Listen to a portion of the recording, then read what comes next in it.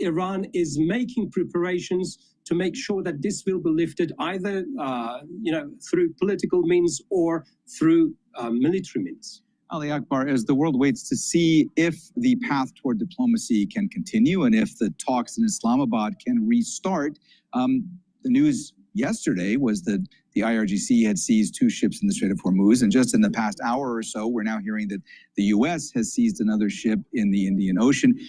What does that indicate to you as far as the prospect for more negotiations going forward?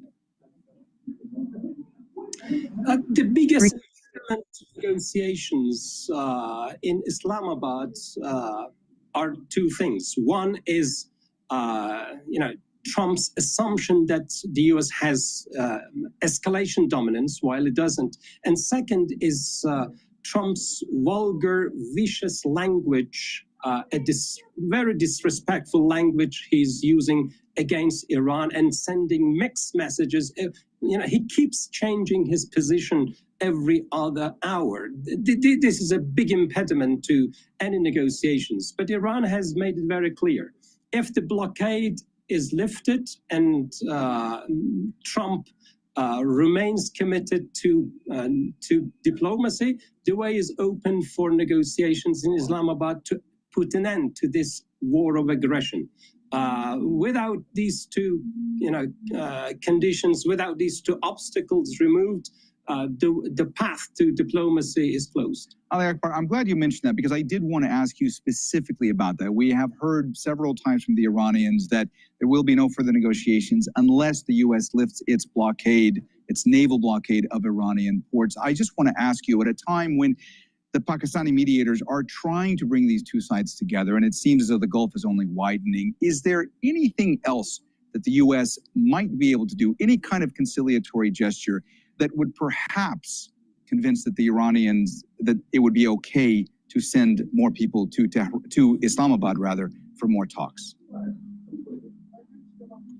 End piracy and lift the illegitimate blockade against Iran. That will be a game changer. Otherwise, Iran will continue to make preparations for the next step. And Iran has already prepared several steps to move forward if the U.S. resorts to escalating this war of aggression. So should the Americans return to wisdom and put an end to this, piracy, which is state terrorism, it is against international law, that will be a game changer and will facilitate return to talks in Islamabad. All right. Ali Akbar Durrani, researcher at the Center for Strategic Studies, joining us there live from Tehran. Thank you so much for being with us here on Al Jazeera. Great to get your perspective.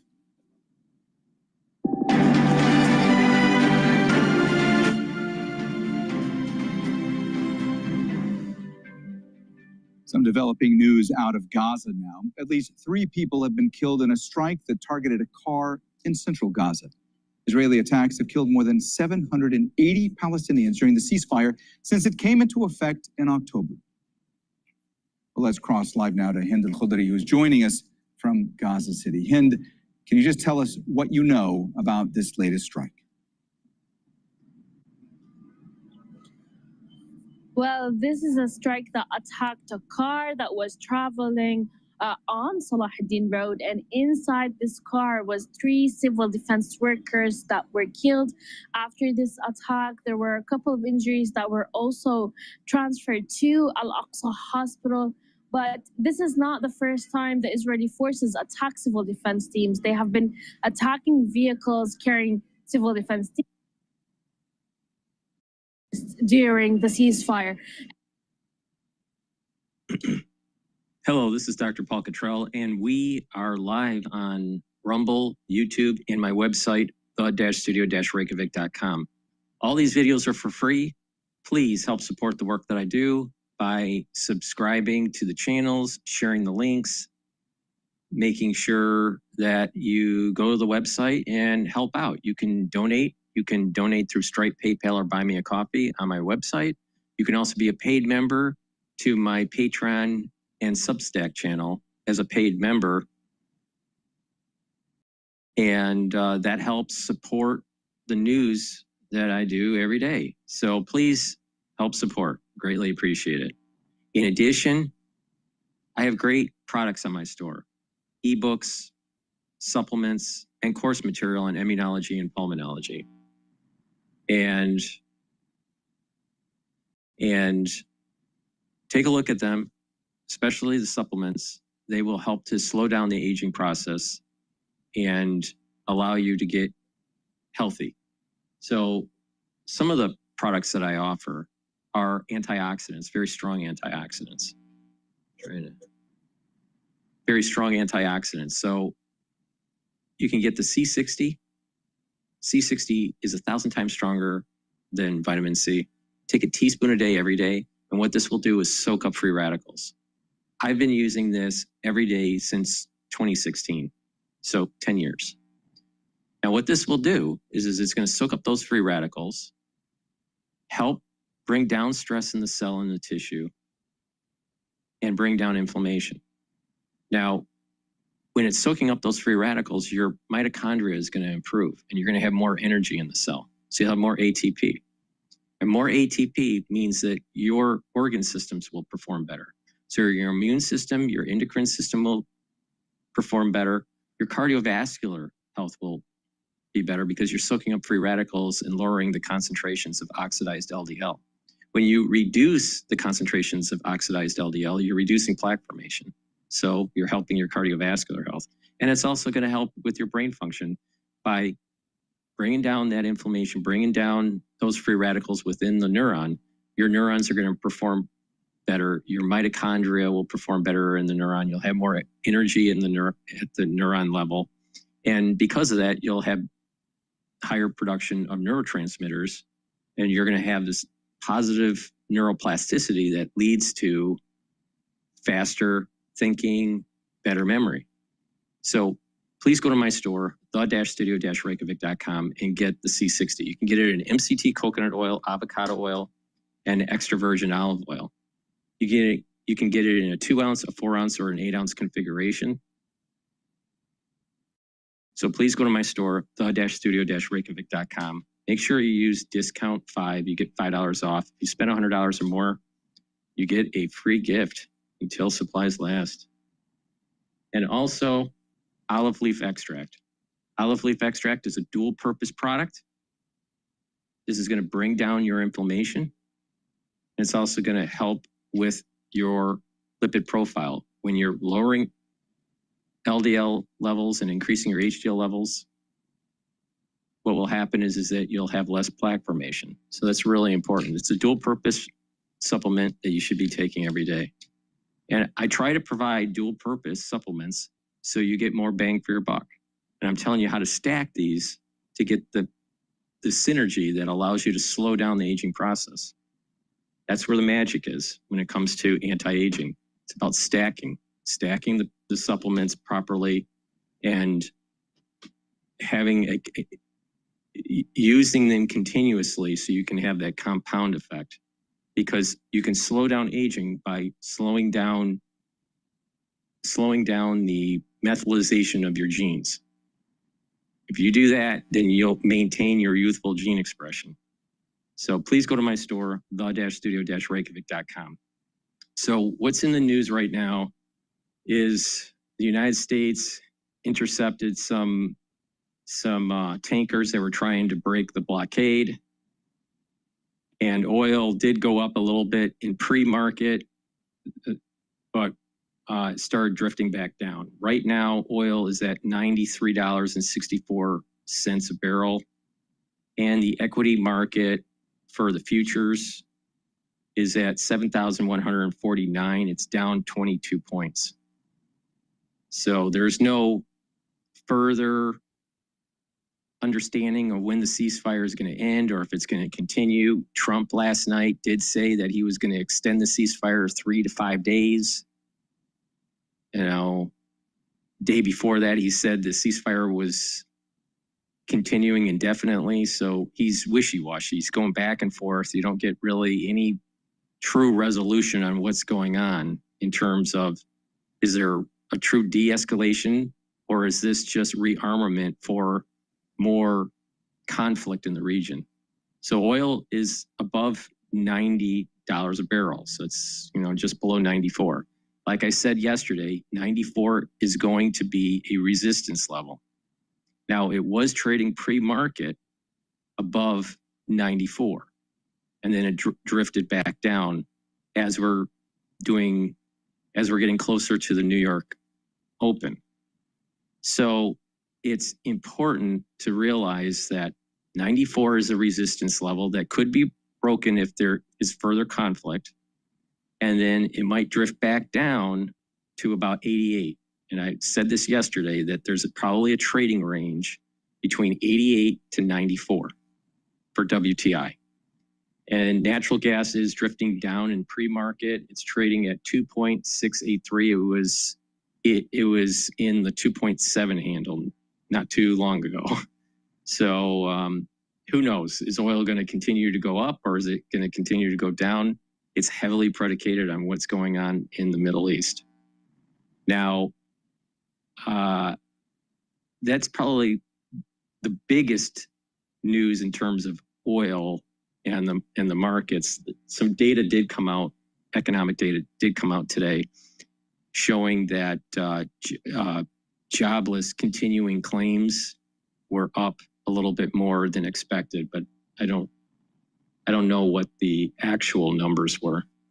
It was over, I think it was over 1 million. So if that number comes in, I will let you know. Trump orders Navy to shoot boats placing mines in Hormuz Strait. That's just a breaking news right now. And that just broke. So that's what I mean. This is the reason why I'm doing this show, is because I want to archive exactly what was going on during this time period in real time, and how the markets were changing with these breaking news. So Trump just said that he ordered the Navy to blow up boats that are laying mines. So they must have some indication that there's laying of mines by Iran. Right now, oil is trading a little bit higher now. It's 93.79, and there's a little bit of a tick up in natural gas. It's now trading at 2.685. Now, what do you want to look at in terms of this movement in oil? Take a look at UCO or SCO. UCO is longing ETF 3 times leverage. SCO is shorting oil at 3 times leverage. Now, there's leverage decay, so you can't hold the ETF for very long. It's a short-term play. But the bottom line is that news just broke. And let me just give you an example of what's happening here. The news that just broke with Trump telling the Navy to knock out the ships that are laying the mines, it was trading at, just before the news broke, it was trading at 41.94 for UCO. Now it's trading at 42.54. So you can play the news with these ETFs, is my point here. So if you pay attention and you watch and you're willing to be patient, you can make some money on this news. And this is the reason why I do the show. I want to document what's going on during the Trump administration for posterity. And I want to tell you how to improve your health and how to make money in the market through news. It can be done so you're not a victim, that you're not you're not a bystander. There's too many bystanders and victims of what's happening in the world.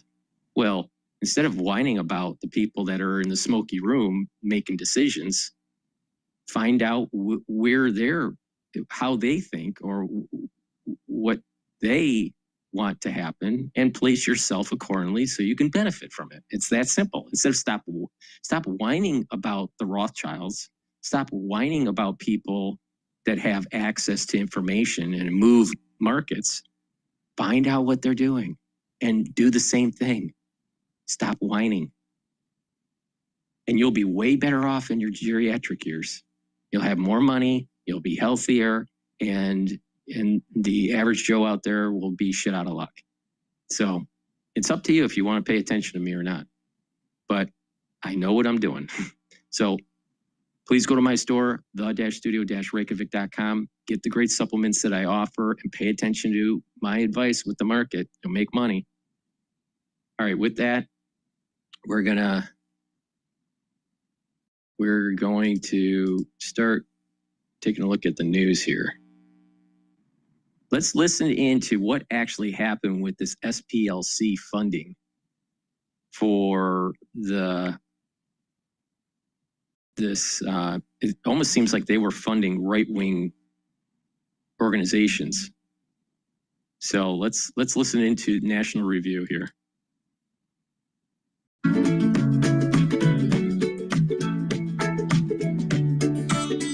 Hey everyone, was this a scam? Hi everyone, I'm Rena Ninen. You're looking at live pictures out of Charlottesville, Virginia. This is where violent clashes have broken out between white nationalists and counter-protests there. I'm Rich Lowry of National Review, and that was news footage from the infamous Unite the Right rally in Charlottesville, Virginia in 2017. Got a lot of attention at the time, still looms very large in progressive minds, and is worth revisiting because we just got this extraordinary indictment from the Department of Justice of the Southern Poverty Law Center, one of the most noxious groups in America, devoted, of course, to deeming any person or any group it disagrees with hate group and trying to get them shunned from polite society, defunded, etc. But according to the DOJ, it's even worse than that. The Southern Poverty Law Center has been engaged in funding organizers and leaders of the hate groups that it's devoted to fighting, including in one case, someone involved in Unite the Right. So let's take a look at this real quick. So the indictment says that starting in the 1980s, the SPLC began operating a covert network of informants. These people were referred to as field sources, or the Fs. That's relevant because of the designation of this guy we're just about to get to. He was called F37. He was a member of the online leadership chat group that planned the 2017 Unite the Right event in Charlottesville, Virginia, and attended the event at the direction of the SPLC. F37 made racist postings under the supervision of the SPLC and helped contribute transportation to the event for several attendees. To underline the point, the Southern Poverty Law Center was funding an organizer of a racist event that was played up as one of the foremost national traumas in America over the last decade. And the suggestion is that the SPLC funded figures like this and organizations like this in order to be able to turn around and say, look, what a terrible racism problem we have in this country. Give us more resources so we can fight it. Now, the SPLC says in its defense, no, we're just funding informants so we can know what's happening with these organizations, so we can monitor them and check them and fight them. But this guy with the Unite the Right, he wasn't just a friend of a friend who was hearing about what was going on. He was helping making it happen. He was getting people to the event. He was planning it. He was posting racist things online, and just objectively and morally funding someone doing that is a terrible thing. And on the face of it is perverse and corrupt, given the stated mission of the SPLC. It's be a little bit like the NRA for some reason, funding pro-gun control members of Congress or pro-lifers. They would never do this. Opening abortion clinics so they can turn around and say, look what a horror abortion is. And these kind of guys that are engaged in this kind of activity, members of the Klan or random racists online, they're not Jeff Bezos, right? Don't have huge sources of alternative income coming in. So any amount of money the SPLC is giving them potentially keeps them in the racist game. And the list of figures that were bankrolled by the SPLC is really incredible. Take a look at the indictment again. We have so-called F Unknown, who's the imperial wizard of the United Klans of America. We've got F42, the former chairman of the neo-Nazi National Alliance. Then we get F30, who led the National Socialist Party of America and was a former director of a faction of the Aryan nations. And we get F43, the reported national president of American Front. Now that suggests these were really consequential figures in these organizations. I don't know much about clan hierarchy, but Imperial Wizard sounds like a pretty important title. Certainly titles like chairman, president, director suggest these were leading figures in these organizations, not just random foot soldiers who might hear some scuttlebutt and pass it along to the SPLC. And we are talking in some of these cases about real, no kidding money. So check this out. F9 was someone affiliated with the aforementioned National Alliance, did fundraising for them. And according to the indictment, between 14 and 23, the SPLC paid this person secretly more than $1 million. Then we get this figure F27, reported as an officer in the National Socialist Movement and the Aryan Nations affiliated Sadistic Souls Motorcycle Club. No thanks. According to the indictment, between 14 and 20, the SPLC secretly paid this person more than $300,000.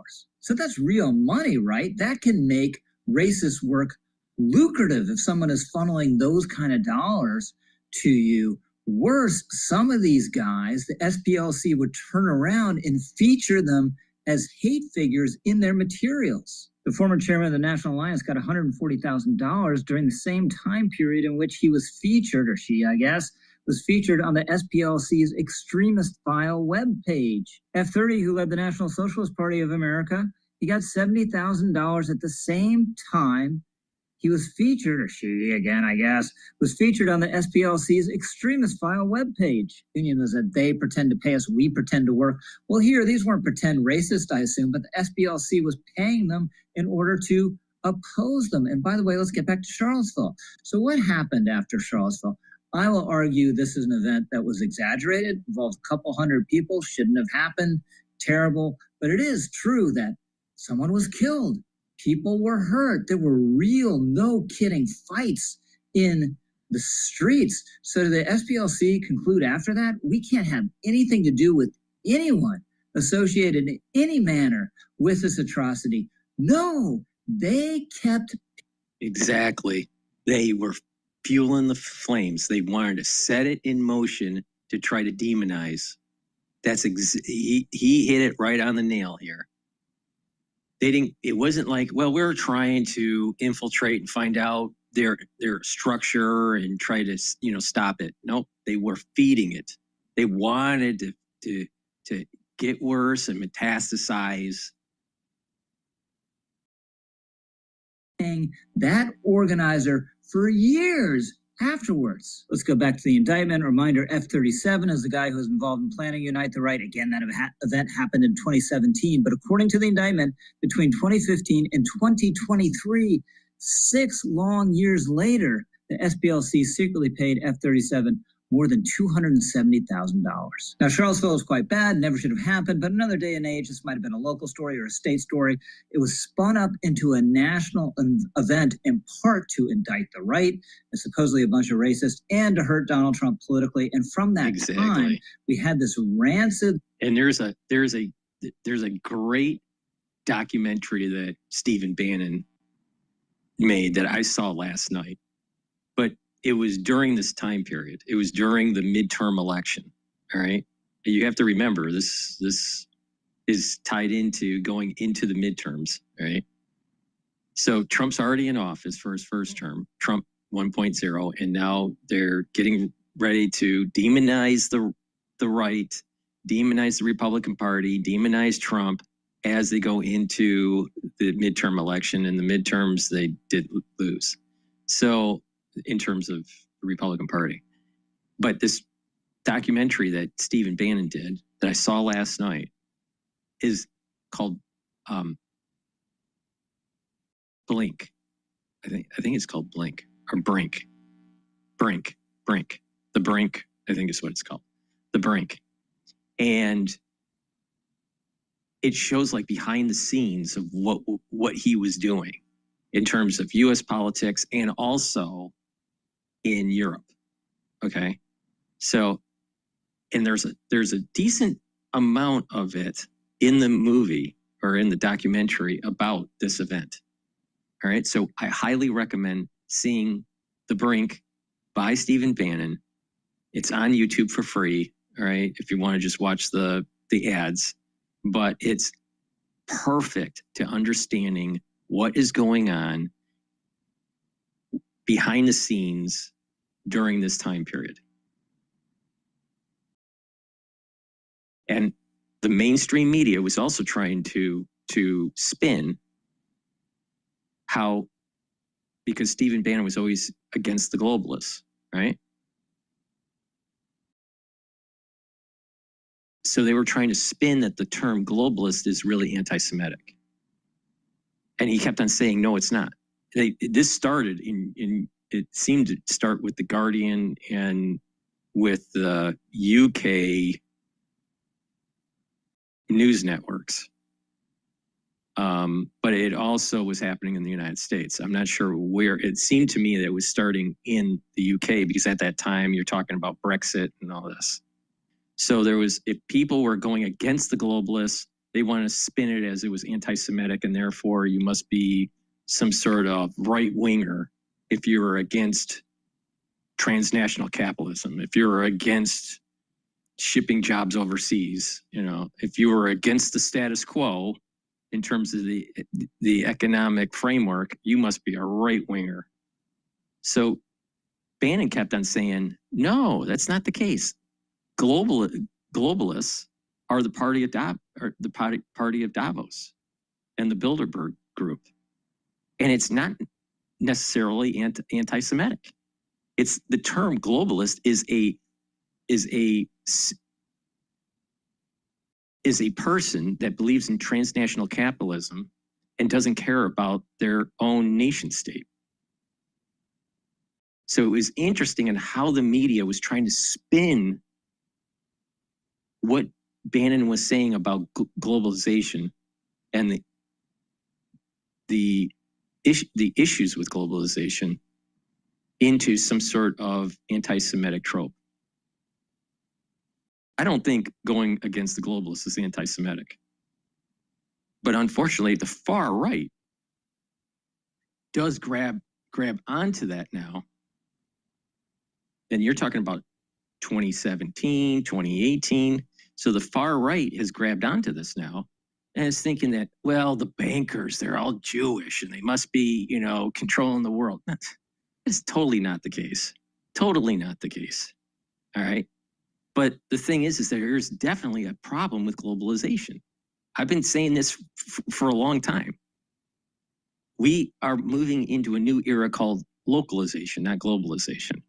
When I went to go get my MBA, it was always pushing shareholder maximization.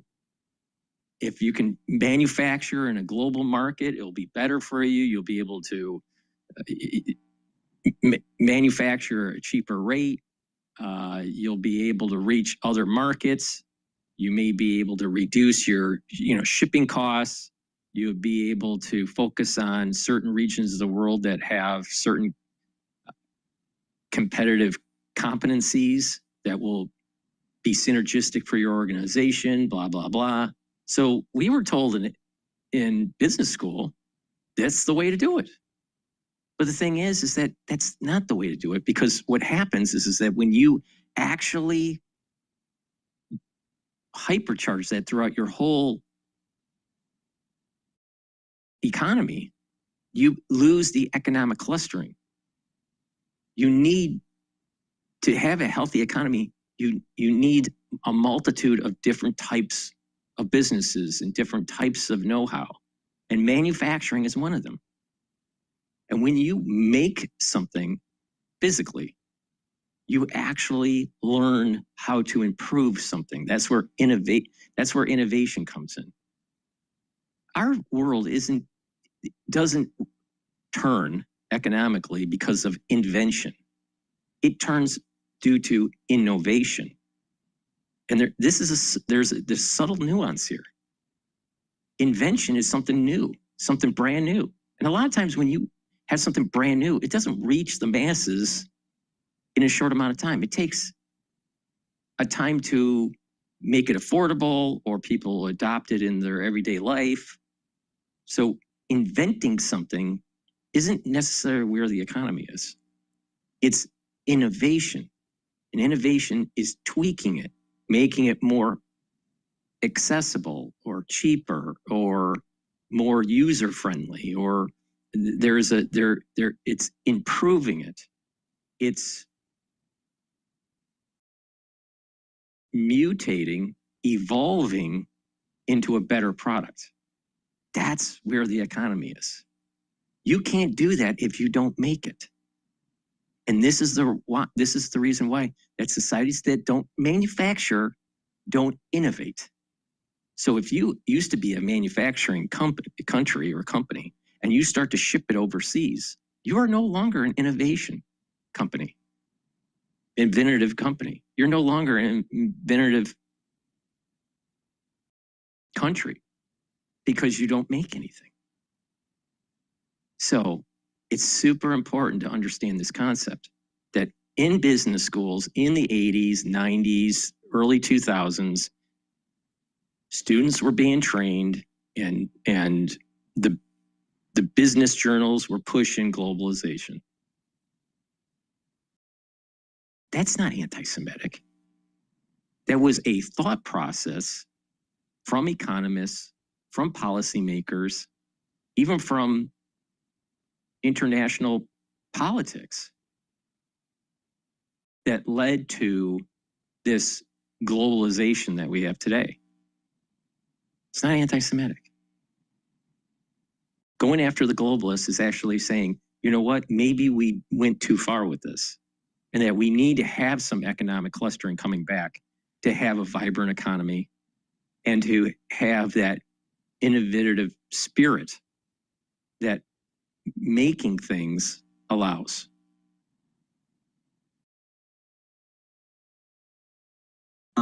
Entering the national consciousness still hasn't gone away that Donald Trump somehow called neo-Nazis very fine people after that day, and he just didn't.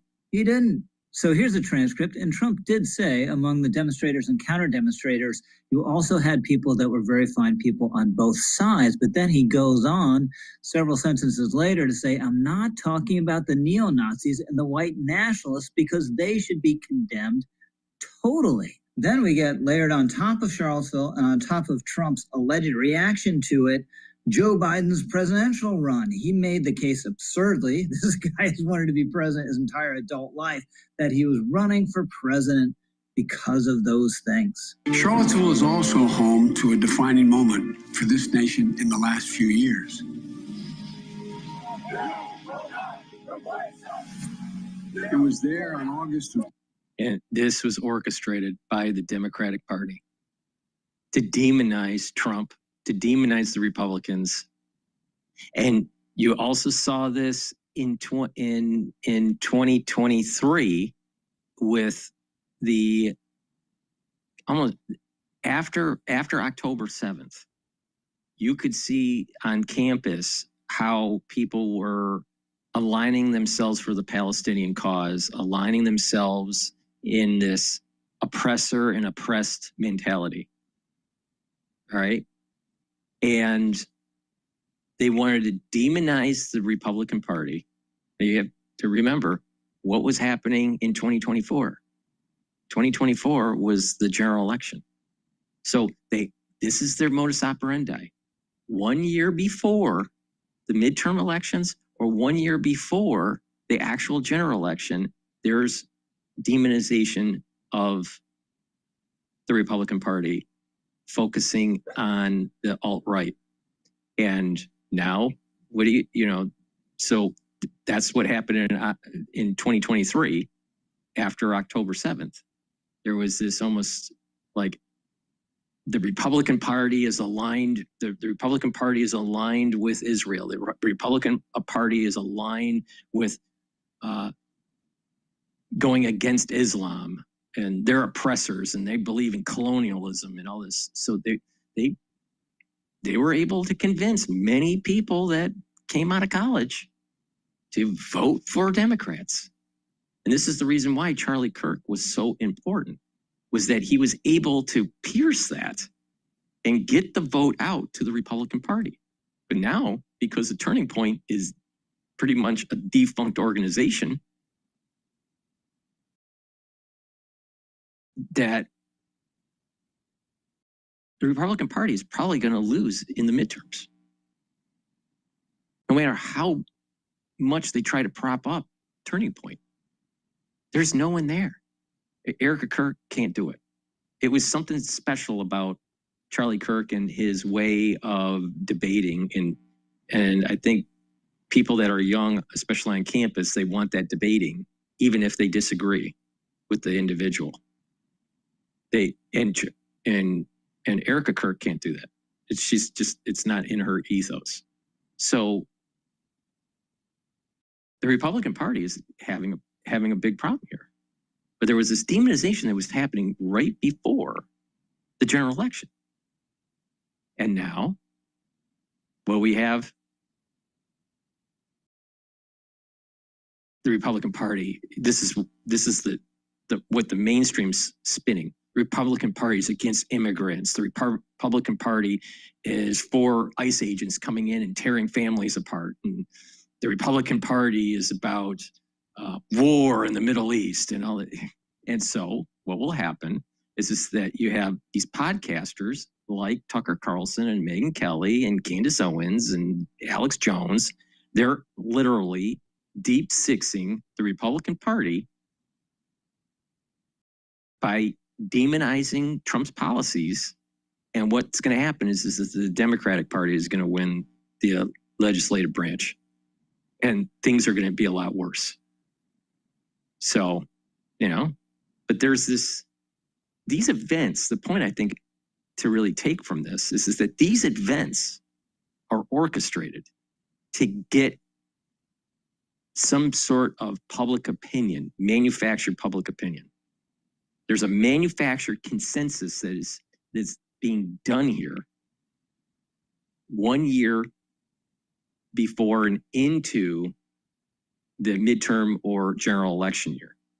And that's exactly what happened in Charlottesville. And the proof is already there with the SPLC and how they funded it. 2017, we saw Klansmen and white supremacists and neo-Nazis come out in the open. Their crazed faces, illuminated by torches, veins bulging and bearing the fangs of racism, chanting the same anti-Semitic bile heard across Europe in the 30s. So was Charlottesville a scam? No, they were real racists there. It was real. And it's even more interesting because with the Charlottesville, they spun it as this is anti-Semitic. This is Nazism. All right. Now, what did we see into the general election in 2024? They pivoted towards anti-Israel, anti-Zionism, and the Democratic Party aligned themselves with the Palestinians and the IRGC. Did you see any protesting by the Democratic Party when the IRGC was massacring the Iranians as they were protesting? No. So it's flipped. In Charlottesville, they aligned themselves with the Jews because they thought that the Democrats aligned themselves with the Jews, saying that the protest that what was going on in Charlottesville was Nazism, and there was this right-wing group that we have to fight. We have to get rid of the Republican Party. That's their spin on this. All right. Now, fast forward to right after October 7th, 2023. They align themselves with Islamic Jihad. And this is what I mean. The ultra-liberal will eventually eat its tail. Now, unfortunately, big podcasters out there are giving them, the Democratic Party, ammunition to be able to win in the midterms. The Republican Party there's no cohesion. And you don't have an individual to be able to tap into that new voter crowd like Charlie Kirk did in 2024. So I suspect the Republican Party, it'll be a bloodbath, literally, where they will lose a lot of seats in the House. That's what I suspect. I'd be shocked if the Republican Party is able to hold the House, and I think they'll lose the Senate too. Well, things are going to get a lot worse. But it's interesting to see this if you just step back and look at the arc of history and how they align themselves with Jews. The Democratic Party aligned themselves with Jews in 2020, in 2017, 2018, right? For the midterms. And then they didn't align themselves with the Jews and align themselves with the Palestinians for the last general election. So they're wishy-washy. It's amazing. It's amazing how because they're always going the other way. What did the Republican Party do? They supported the war in Gaza. They supported Israel going after Hamas and Hezbollah. Now, you got to keep in mind, Hamas and Hezbollah are funded by Iran. IRGC helps them. They train them and they give them money. And not just that, you have to pay attention. Hezbollah was the group that started to constitute itself in Lebanon. And we need to keep on remembering, in 1980, there was the Beirut bombing. And there were many Marines that died. Well, are we gonna remember that? Now, there's a great documentary about the CIA operations that were going on hunting down Hezbollah.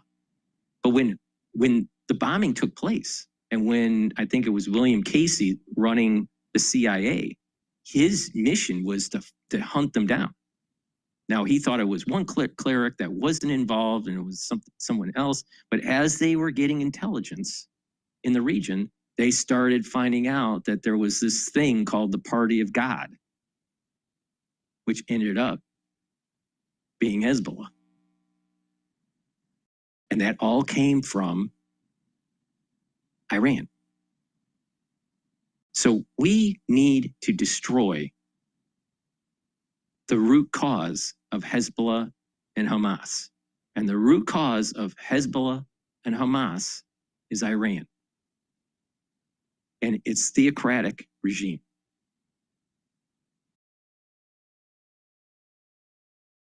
But the Democratic Party is aligning themselves with Islamic Jihad. The Democratic Party is aligning themselves with the Party of God, aka Hezbollah. Terrible day, never should have happened, but we had this vast edifice of meaning piled on top, this really small foundation of what really happened there. And now we know that the Southern Poverty Law Center was part of that foundation, an organization devoted supposedly to stopping things like that from happening, instead played, at least at the margins, a role in helping make it happen. And that's a disgrace. I'm Rich Lowry, over and out. There's a growing interest in socialism among young people in America. Yeah, that's a big problem. So please go to my store, the-studio-reykjavik.com, and get the great lozenges and drops that I have. You can get the orange splash with vitamin C, and you can also get the Manuka honey lozenges. Very high quality. They have structural nanosilver, and with structural nanosilver, you're going to be able to neutralize that sore throat. Now, I also have drops, and you can get them in honey and lemon and in cherry flavor. Either get the drops or lozenges. Get a few bags for your household, for work and for the home. You never know when you need it. And when you start having that throat irritation because of the allergy season or the cold season, take them right away. It'll help to neutralize and mitigate the problem. In addition, if you're cleaning, spring cleaning the garage or the basement or just cleaning the house and you're exposed to dust or dirt or, whatever, and you might get a sore throat, take them. They'll help to mitigate the problem. So please go to my store, the-studio-reykjavik.com, and get the drops and the lozenges. They're made from structural nanosilver. They're perfect to mitigate sore throats. So please go to my store, the-studio-reykjavik.com. If you spend $100 or more, you get a free gift. Make sure you use discount 5. I want you to save some money. All caps, discount 5, and you get $5 off any order. And Clarity Factor. Clarity Factor is a very powerful neurostack. What this will do is it'll allow you to get rid of that brain fog and you can concentrate on tasks at home, at work. And clarity factor, by taking it regularly, you're going to get that positive neuroplasticity so your memory improves and you have better cognition. Because what's going to happen is that the dendritic connections will improve. And that's super important for brain health. Brain health is super important to pay attention to as you start getting older, 30, 40, 50. You start declining with mental capacity actually in your 30s. You don't notice it, but it's happening. It's asymptomatic for most people, but it is happening. The neuroplasticity is going negatively. It's receding. There's actually it's called depression actually, but not in terms of psychological depression, but the neurons are depressing. So they're receding and the connections are less, but it's asymptomatic and it starts in your 30s, but it becomes symptomatic in your 50s. All right.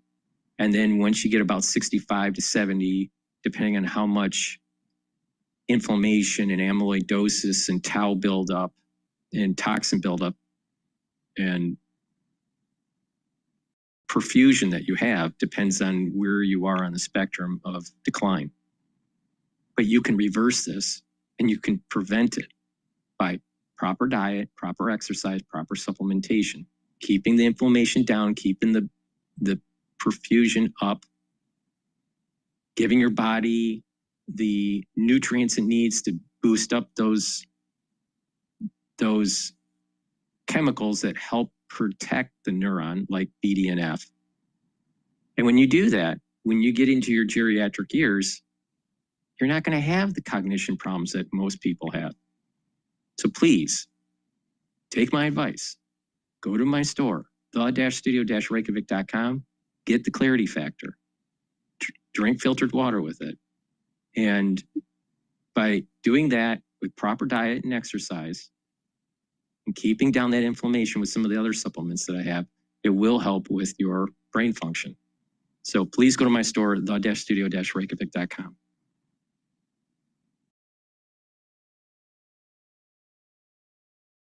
All right, let's listen into Bloomberg. Statements we hear, including the potential of ethnic transfer, annexation, etc. And then you have Iran. Again, Iran is utilizing Hezbollah as a bargaining chip in a much larger chessboard, or a pawn in a much larger chess. So both of these factors will play. Maha, we have to run. We would love to get you on for a much more extensive discussion. I can't say enough about Mayaz of the Carnegie Middle East Center, her recent article in Foreign Affairs magazine, heartbreaking, blistering on Lebanon. Thank you so much for that this morning. Futures -19, a real Stacey. What are we waiting for, Paul? Tweets? Are we waiting for, well, we're seeing somebody else to be fired? Well, I'm seeing that President Trump has ordered the U.S. Navy to shoot any boat putting mines in the Strait of Hormuz and vowed to step up efforts. So that's the latest communication. His sentence, there's to be no hesitation. Additionally, our mine, quote, sweepers are clearing the strait. The Washington Post article got some traction yesterday. Yeah, but essentially, Paul Sankey said no matter what happens there, it's going to take a while to untangle all the tied up infrastructure. Futures -20, Dow futures -260. A quiet to the tape, all in all. From New York City, it's Bloomberg surveillance. Good morning. All right, so let's take a look at some other news that's popping up here. Let's go in a little bit more detail about the U.S. military intercepts Iranian oil tankers. Navan, the #1 rated business travel platform, lets your team book work travel in one place. Flights, hotels, car. All right, to Operation Epic Fury, President Trump revealing his timeline to Fox News for peace talks with Iran, all while the Navy maintains its blockade of the Strait of Hormuz. And U.S. forces have intercepted 3 Iranian oil tankers in Asian waters. They're trying to round up that so-called ghost fleet. Lucas Tomlinson is live at the White House with the very latest. Hey, Lucas.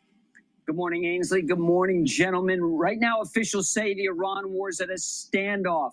The blockade remains in place. The Strait of Hormuz remains closed. President Trump says there is no expiration to the ceasefire, telling our own Martha McCallum on the phone, quote, there is no time pressure on this, that the 3 to 5 day window reported earlier today is false. The blockade scares them even more than the bombing. They've been bombed for years, but the blockade they hate. The Washington Post reporting, even if the shipping lanes are open in the Strait, quote, it could take 6 months to fully clear the Strait of Hormuz of mines deployed by the Iranian military, and any such operation is unlikely to be carried out until the U.S. war with Iran ends, the Pentagon has informed Congress. A reminder, there's no go-around from the Persian Gulf. There's only one way in and out of the Strait of Hormuz. The U.S. Military Central Command with an update on the blockade. U.S. forces have directed 31 vessels to turn around or return to port as part of the U.S. blockade against Iran. And President Trump posting very good news. I have just been informed that the 8 women protesters who are going to be executed tonight in Iran will no longer be killed. 4 will be released immediately. 4 will be sentenced to 1 month in prison. Here's more from Caroline Levitt yesterday with Martha. Only President Trump could save the lives of these 8 beautiful Iranian women who he has received direct word from the Iranian regime, or what's left of it, that their lives are going to be spared. And that comes as a result of President Trump asking them directly not to kill these young, beautiful women who certainly deserve a chance to continue living their lives freely and peacefully. And now that will happen thanks to President Trump, because he's a humanitarian at heart. And Iranian forces seized those 2 ships yesterday in the Strait of Hormuz after U.S. forces seized 2 Iranian oil tankers. It appears to be a tit for tat. Right now, there are no plans for Vice President J.D. Vance to fly to Islamabad to continue negotiating with Iran. The White House says they're waiting for a comprehensive Iranian counterproposal. So we wait, guys. So just to be clear, Lucas, we picked up these ships far away from the Strait because we know we're beginning to unwind how Iran is getting their ghost ships in and out, and how they're trafficking their oil, right? That's right. One of them was outside the Strait of Hormuz in the Gulf of Oman. The other one, Brian, you're right, was in the Indian Ocean, far from the Strait of Hormuz. That ship allegedly had left Karg Island with oil. It was a sanctioned vessel, but the U.S. monitored it, sent in the Navy SEALs to board the ship in the Indian Ocean. It was a sanctioned vessel with oil bound for Asia, Brian. Yep, and maybe bound for China. So that's certainly going to affect them. Lucas, thanks so much. That's what Lindsey Graham put out last night. I'm just going to interrupt them and just mention that the markets are open in New York and the S&P 500 is down. It's at 7,121. I have a target of 7,400 to 7,800 by year end, may even get to 8,000. VIX is trading at 19, so that's stable. The dollar is just slightly stronger against the euro at 1.169. And the USD Japanese yen is trading at 159.47. Bitcoin is trading at 77,760. And natural gas is trading at 2.648. Oil is trading at 93.90. So it's going to be tested in that 94 resistance level today. And watch for UCO. It's trading right now at 42.58. If oil passes the 94 barrier, I suspect that you're going to see like a 42.9, maybe even a 43 on UCO. If you like the content that I do, please help support the work by donating on my website. You can donate through Stripe, PayPal, or buy me a coffee. And make sure that you subscribe to all my channels to help spread the word. Social media. He says this blockade is going to go global, and I think that's what he's referring to. They picked up this ship Tiffany, which was en route to China, full of oil. So how have they existed all these years? Because Joe Biden looked the other way and allowed them to take their sanctioned oil on unsanctioned ships. They turn off their transponders, and these ships will go to China in many cases, and they sell their oil. They get their money. It stays offline. A lot of the transactions are done in dollars. And now we're saying we're stopping you here, and we also know what you're up to over there. So the question is, Ainsley, does now the Chinese and other people that are considered allies of Iran start to put pressure on them to make a deal? And I think they have to. I mean, it's going to impact them all. Not only do we have full control of the strait, but we're controlling international waters at this point, and no one wants to go against our Navy. Mm-hmm.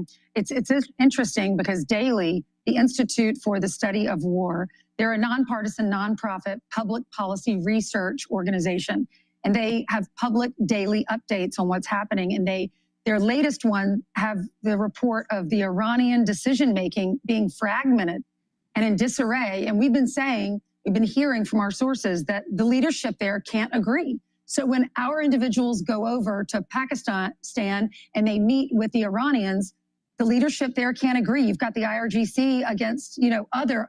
And that's a sign of the power that the Shiite religion has over the common sense. And so there's going to be a civil war within Iran. There's going to be a religious civil war in Iran. The Shiites want control. They want to take this to the ultimate.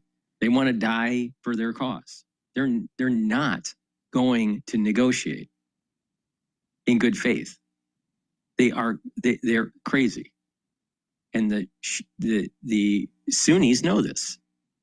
So if there's going to be some sort of more secular or more centrist government, the Shiites aren't going to allow it to happen because they want the Islamic Republic.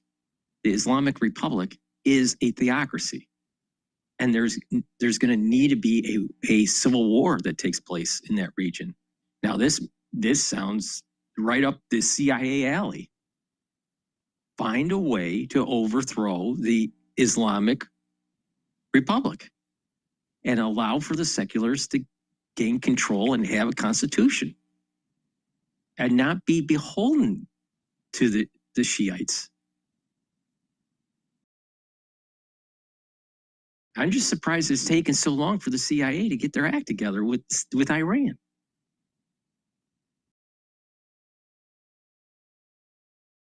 Leaders that have been communicating with our team, and they can't even communicate with their supreme leader because he's in hiding and there's no communication. So they have to pass notes to get a decision from him. Yeah, so you got the political leadership, the speaker, the president, and then you got the IRGC, which has the weapons. And it looks like the IRGC, because they have the weapons, and it doesn't seem like this supreme leader is functioning properly, they're operating with independence. Now, the former supreme leader set it up that way. He set it up that if he was killed and the government was killed, that the IRGC could break out in these little militias, essentially, and they could fire at will. So there's no one really checking them. So if you got the administration that's trying to go back and forth about a deal, but none of it really matters if you can't get the IRGC on board. So you got Egypt, Turkey, as well as Pakistan trying to get both sides back to the table. Now, we would fly over there. We're not going to go 18 hours with our 3 people and go over there and deal with people. Number one, are they going to show up? Number two, if you do show up, can you make decisions? J.D. Vance said it was clear halfway through their 21-hour marathon meeting that the people they were meeting with weren't making final decisions, and they were arguing with each other in front of our guys. So the question is now, who's making that final decision? What you're referring to, Lawrence, is the mosaic military doctrine that they went through, which means 31 provinces act 31 different game plans in order to stay alive. They looked at what happened with Saddam Hussein being taken out in a matter of months, and they saw the headless Iraq government fall apart. And they said, okay, we got to redo how we do this, because sooner or later we're going to have to confront the U.S. too. Well, I think one side is willing to come to the table, and they're willing to negotiate with some preconditions, like the U.S. has to lift its blockade before the talks. Not sure if the president would do that. Maybe he would, or maybe he would right after the talks, depending on what those talks are. And then the other side, you have this Ahmad Vahidi. He's the IRGC Commander Major General. He appears to have the upper hand, and he's the only senior official who maintains direct access to the supreme leader, and he relays those key decisions. So meanwhile, the White House has this position. We'll let them figure it out. Iran needs to get a unified front. Until then, we'll continue to take control of the strait and strangle them from an economic standpoint. Here's Caroline Levitt.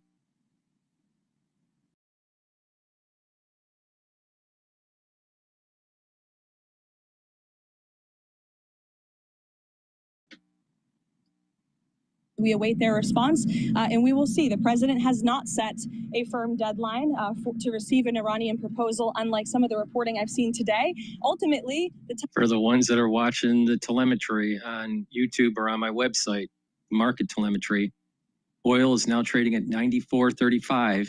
So it broke the 94 barrier and it's approaching the retracement of 94.84.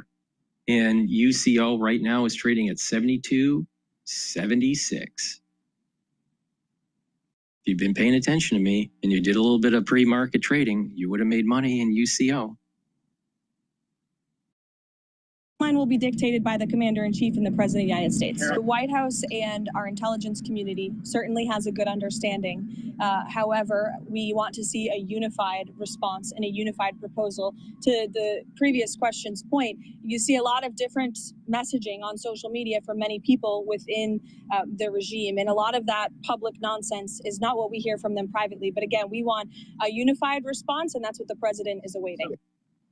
Yeah, it's tough to deal when you don't know, you can't get them to show up, and if they do show up, they can't speak with one voice. So we kind of have an impasse now. It's amazing. We've heard a lot about gas prices with what's happening there. It's affecting gas prices globally, and a lot of Americans are worried about it, but the S&P 500 and the NASDAQ closed at records. Look at that.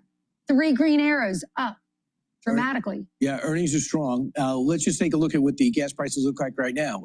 As of yesterday, just over $4. It was higher a week ago, and then a month ago it was $3.94, and then a year ago it was $3.17. Remember, on average, Joe Biden's per barrel was over $90. Right. We're getting close to the 70, and at 65 is when they don't want it to go any lower. That means you can't make any money in the oil business.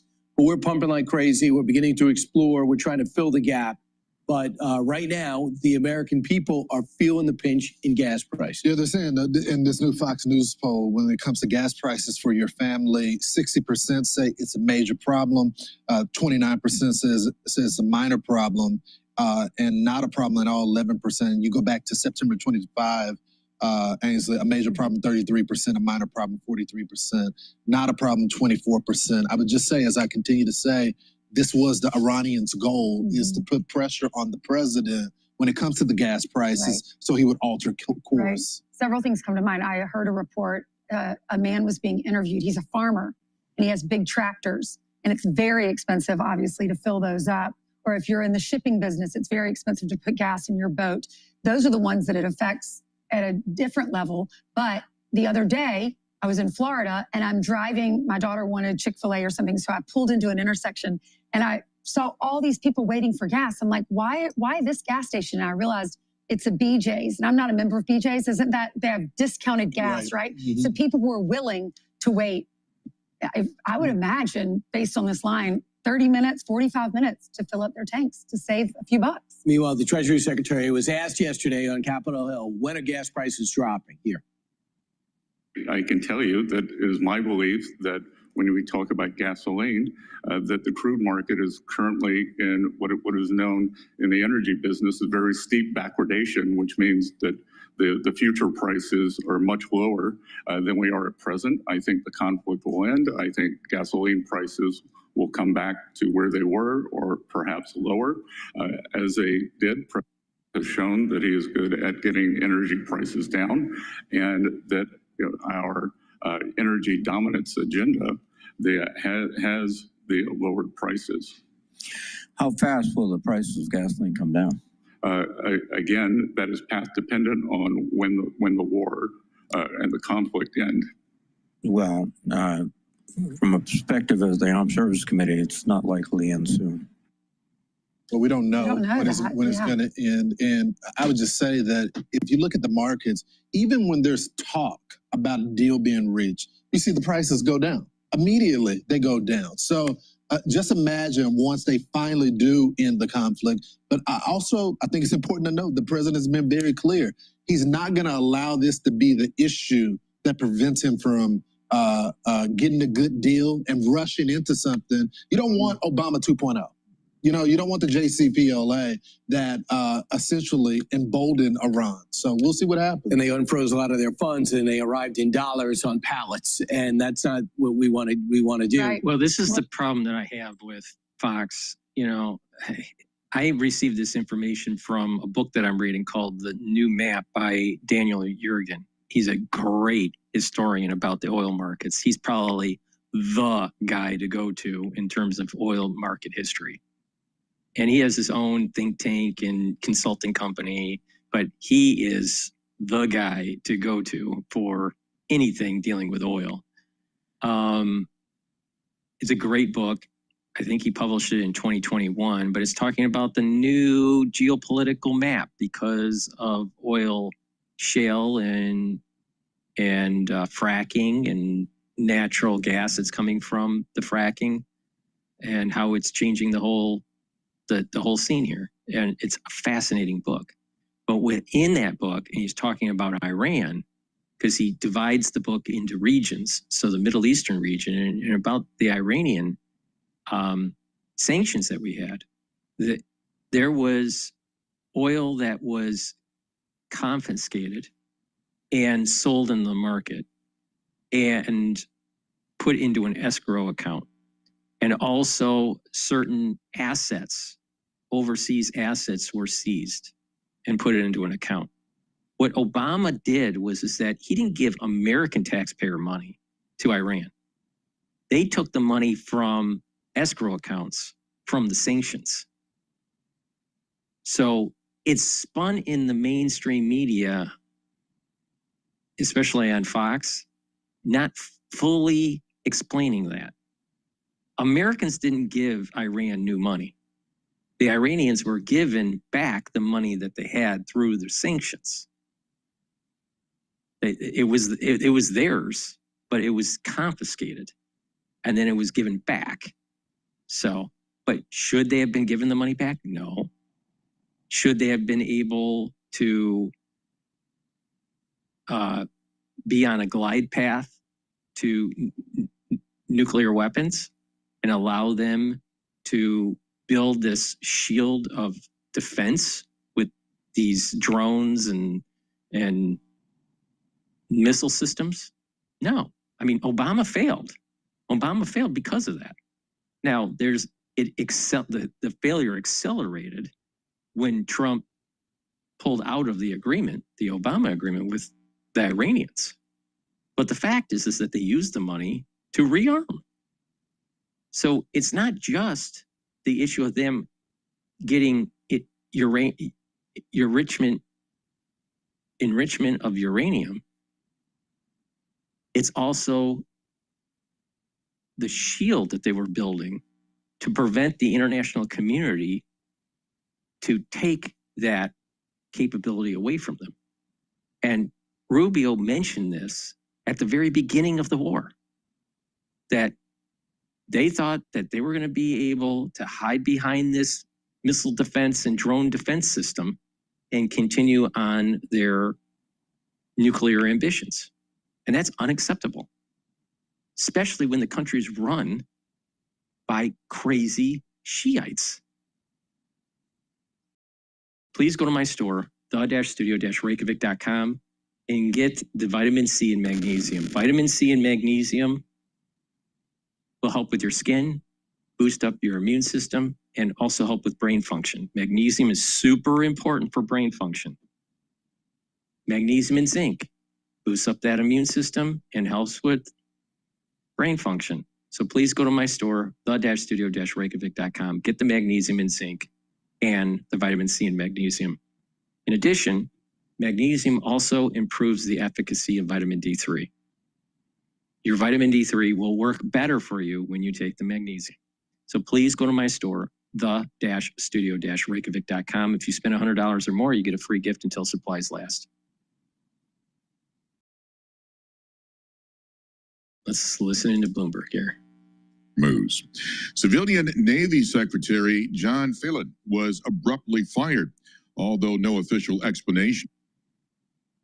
Switch to Tasty Trade and earn a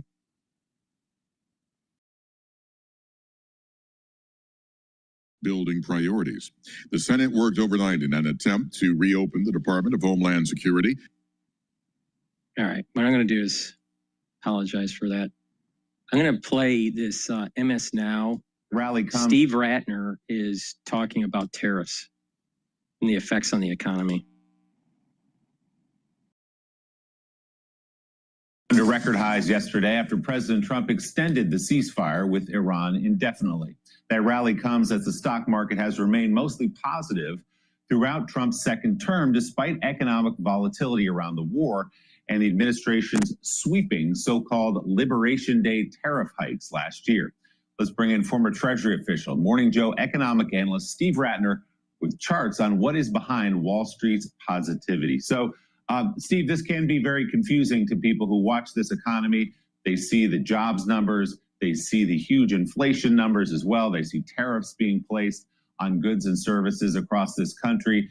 And yet the stock market continues to march upward. How does that work exactly? Yeah, Willie, it's a mystery to a lot of people. And in some cases, even people who are professional investors on Wall Street did not predict this kind of surge. But we can take a look at graphically what's been going on. So Trump arrives. We have Liberation Day, which, as you mentioned, was a hit to the stock market. It went down pretty sharply, quite sharply. But then it just marched upward through the whole first year of Trump's term into the second year, right up until the war began. And then it took another little, not so little, dive here. But then it's bounced right back to, as you say, to notching a whole series of all-time highs, which is really quite remarkable. Although when you put this in context, actually, for whatever set of reasons, the last several presidents have had a really good start to their terms in terms of the stock market. Here's Trump 2, all what you see up here, up 16.8% in his beginning of his second term. Slightly below, but very similar to his first term, actually. A bit above Biden because Biden had to deal with COVID and rising interest rates and a few other things. But then you look at Obama, who came in right during the financial crisis, as we remember, up 49%, up 25%. So history would tell you the beginning of a president seems to go pretty well. You know, what's interesting, though, Steve, is if you look back over the past 6 years, I guess maybe 4 years, as we were moving beyond COVID, Andrew Ross Sorkin and I always seem to have had the same conversation for the past 4 years, where we kept waiting for economic numbers to go down as interest rates continued to go up. And the macro numbers never did that. As inflation went up, the macro numbers stayed strong for the most part. Inflation went down, interest rates still up high. We kept talking about how resilient the economy was. Donald Trump comes in, all the threats about sort of radical tariff policies, and time again, the market has endured. It's moved forward despite that. As you go to your corporate earnings still being strong. This dovetails into another book that I'm reading that's really important that you should get. All right. It's called The Real Reasons Economies Shrink and What to Do About It. And it's talking about recession by Dr. Goodspeed. All right. Now, he's an economic historian. Not an economist, an economic historian, very similar to Niels Ferguson, all right? And even Niels Ferguson, who wrote The Ascent of Money, I read The Ascent of Money during the crisis. And I've read his book in 2009. And Neil states, it is rare that a work of economic history is truly revolutionary. Goodspeed's Recession is such a book. Now, this book, its main thesis, all right, in a nutshell, is all the econometrics out there that tries to predict a recession, all of the traders and the economic analysts with the fundamental models that they have cannot predict recessions. And that when you look at any economic data that may suggest that a recession is coming, there are a lot of false positives. And this basically means that our economy is in a chaotic flux. And that if enough variables go in a certain direction, the economy can do really well. If enough of the variables align a certain way, it could go in a negative direction.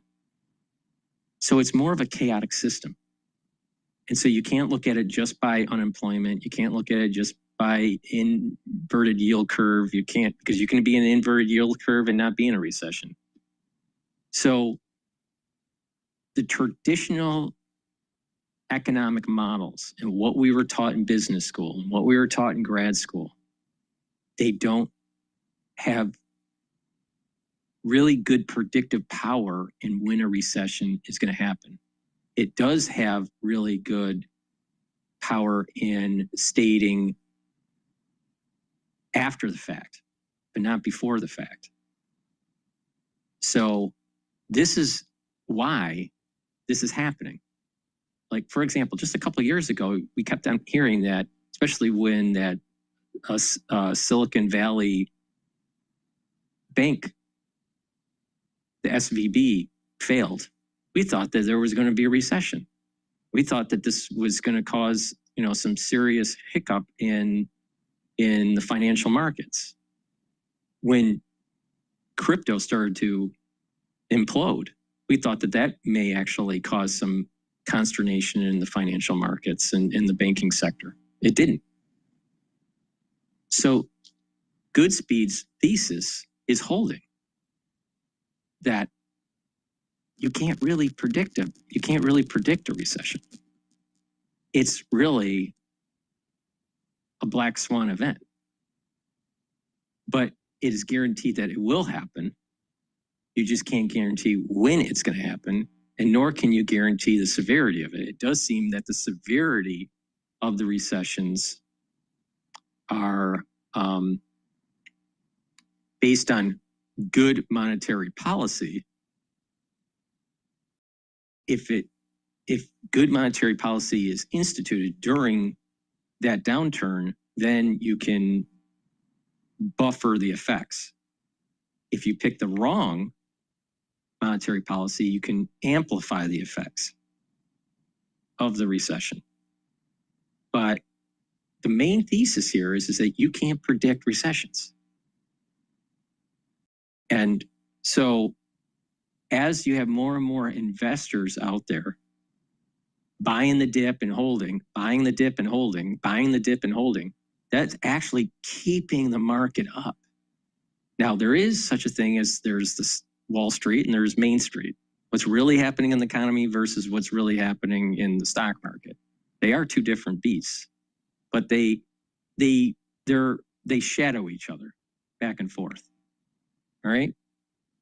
So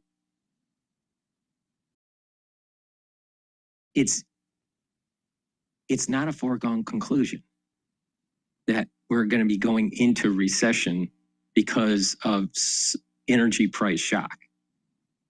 Some other things have to happen.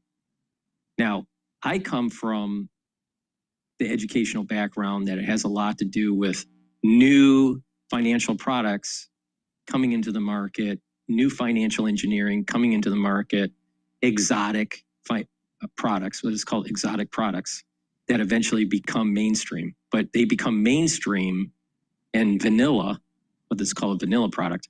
So you take an exotic product that's brand new or something not used ubiquitously, and it starts being used in the economy, and there's more credit, and it gets too ahead of their skis, and eventually it brings down the market. That a credit cycle, has a big component to bringing down the market and having it to go into a recession. I still hold that belief. All right. But when these products end up bringing down the economy because of a credit cycle pullback, these products that used to be exotic end up becoming vanilla and sometimes even regulated.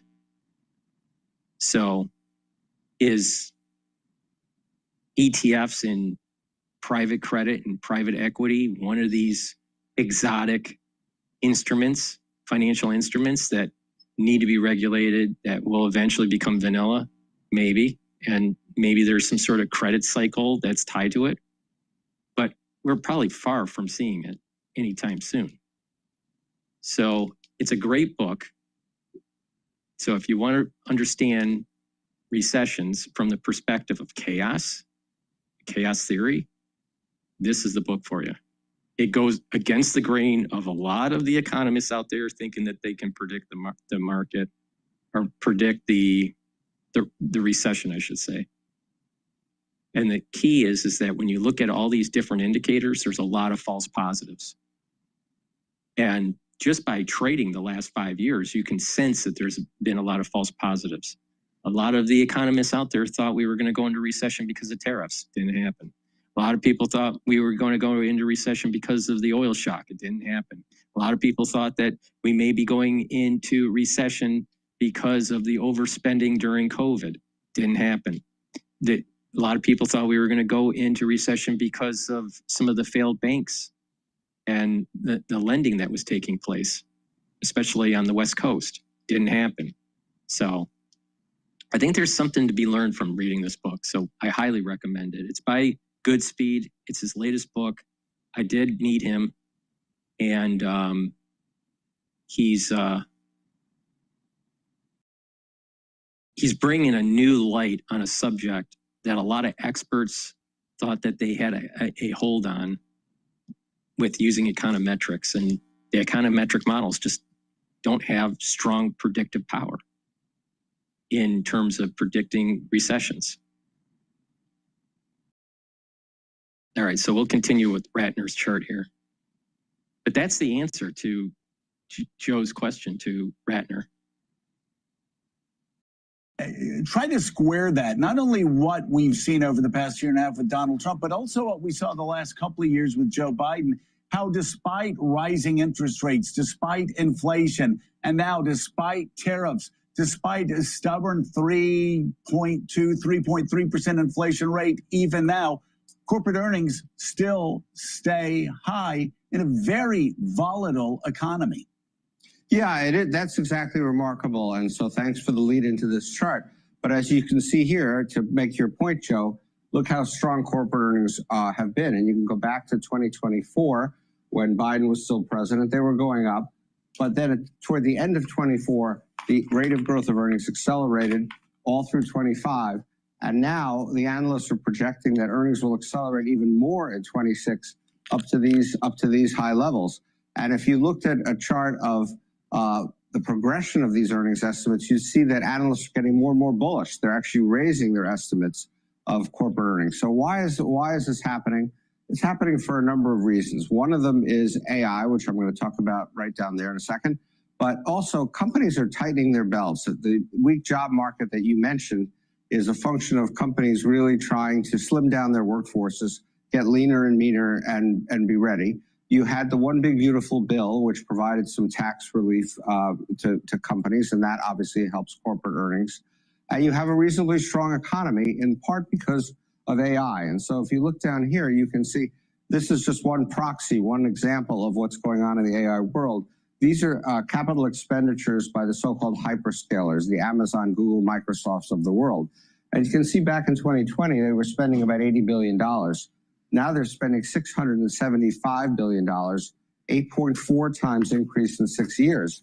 And all of this filters through the economy in just more spending. They go out and they buy data centers or they commission data centers. People have to go and build them, creates jobs, it creates profits for the companies that build them. But there are podcasters out there that have been following this, and they have mentioned that the actual server sites are not as plentiful as they've been stating to their investors. They're saying that they're going to build these server centers, and it's either on the drawing board or when they're purchasing equipment, it's going into storage. Maybe they just poured the foundation and that's it. So what's actually being built right now is only a fraction of what they've been saying they've been building. So how much is really happening in terms of CapEx versus planned at CapEx. All that filters back up here. So you've got a combination of tight management by companies, a reasonably strong U.S. economy, the tax relief they got, and the AI boom. And the AI boom is also helping corporate profits because companies are reporting pretty regularly that they're using more AI, and that's making them more efficient. Obviously, we get into the whole question of jobs. I do not believe that there is a material gain in efficiency because of AI, unless you're a help center. And instead of sending your calls to India, you now have a chat bot. No, I totally disagree. Totally disagree. If any efficiency is happening, it's at the margins at the moment. But for the moment anyway, AI has been a boon to corporate profits. Well, I was going to say, all the things you're talking about, whether you're talking about the Trump tax cuts for corporations, if you're talking about AI, if you talk about the belt tightening, which is making corporate profits go up, all of that good news for corporations, most of that really bad news for working Americans. So there are real winners and losers in this economy, aren't there? Well, as a matter of fact, we have a chart on winners and losers. So we can start with winners and losers among the different industries because not all industries have participated equally in those profits that I showed you there before or in their stock market performance, which I will show you here. So if you look at a category which we call consumer staples, this is Walmart, this is Procter & Gamble, this is things people buy just as everyday needs. Those stocks were doing quite well before the war. Since the war, they're down. Why are they down? Because gasoline prices are high and all energy costs are going up. And so the expectation is consumers are going to have to cut back on their spending on these kinds of items. Airlines, probably pretty obvious. Higher fuel costs, not good for airlines. Utilities, similarly.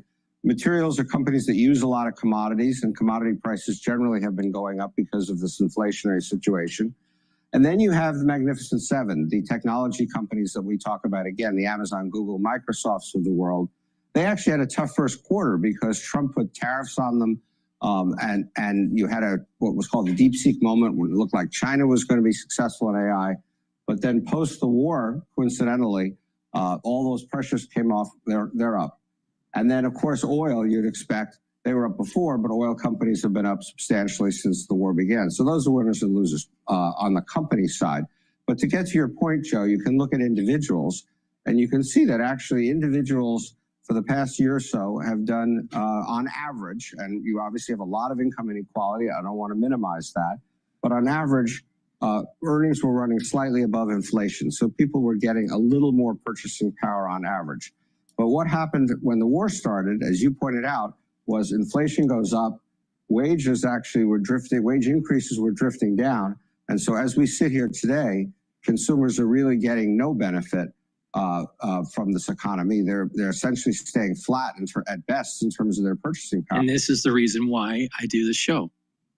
Instead of being a victim, I'm telling you on how to benefit from this. The wage earner, the slave that's working for corporate, all right? Right now, because of the war, because of inflation going up, you only have approximately 0.2% increase in your purchasing power, 0.2%, while the spread was usually about maybe 1%. You only have 0.2% of purchasing power increase relative to inflation. But if you listen to me and you buy in actively the market and you make money, you're going to be able to offset that and maybe even do better. So you're not a victim of inflation. So stop being a victim. Stop whining about it. You can manage this for your family. But you have to listen, be patient, and not be fearful of market moves. I mean, literally, if you bought when the S&P 500 was trading at 6,500, which was only 6 weeks ago, all right, and you sold today, let's say you, let's do an experiment here. So 7,124 is what the S&P 500 is trading at right now. And you bought at 6,500 when the war started. That's a gain of 624. All right. That ends up being approximately a 9.6% gain. So if you threw in, let's just say $5,000 in that,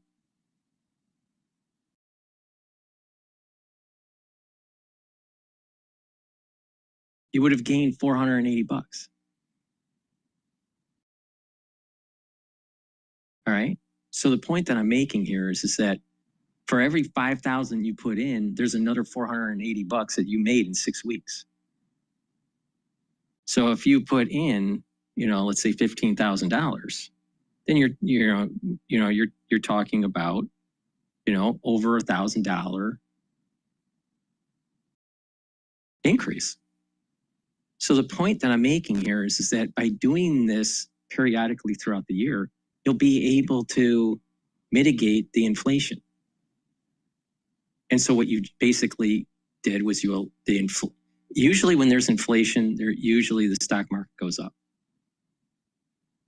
because people aren't going to go into bonds. They have money, so where are they going to go? Because it doesn't make any sense for them to buy bonds when there's inflation. So where are they going to go? It's going to go to stocks. So it's going to go up. This is the reason why rich people get richer and poor people get poorer.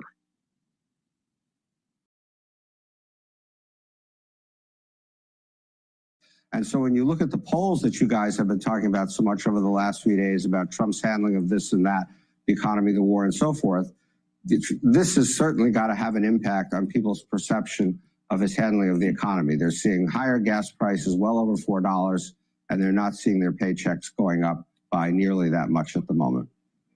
And oil this morning back over $100 a barrel. So those gas prices aren't coming down anytime soon. We'll see. Morning Joe, economic analyst. They didn't Steve tell you on Reiner. how to solve the problem. They'll just tell you, see, my whole show is about how to solve problems. I'm showing you how to solve the inflationary problem and help your family out. I'm also telling you how to improve your health. A lot of these shows, they tell you, diabetes is up and blah, blah, blah, or this medication is, is new and FDA approved and blah, blah, blah. Don't go down that road. You don't need to. You don't have to. You can take charge of your life and be healthy. You can take charge of your life and be a master of your own destiny and not a slave to someone else. Because if you work for someone, guess what? You're a slave. Just a modern day slave. Please go to my store, the-studio-reykjavik.com, and get the omega-3.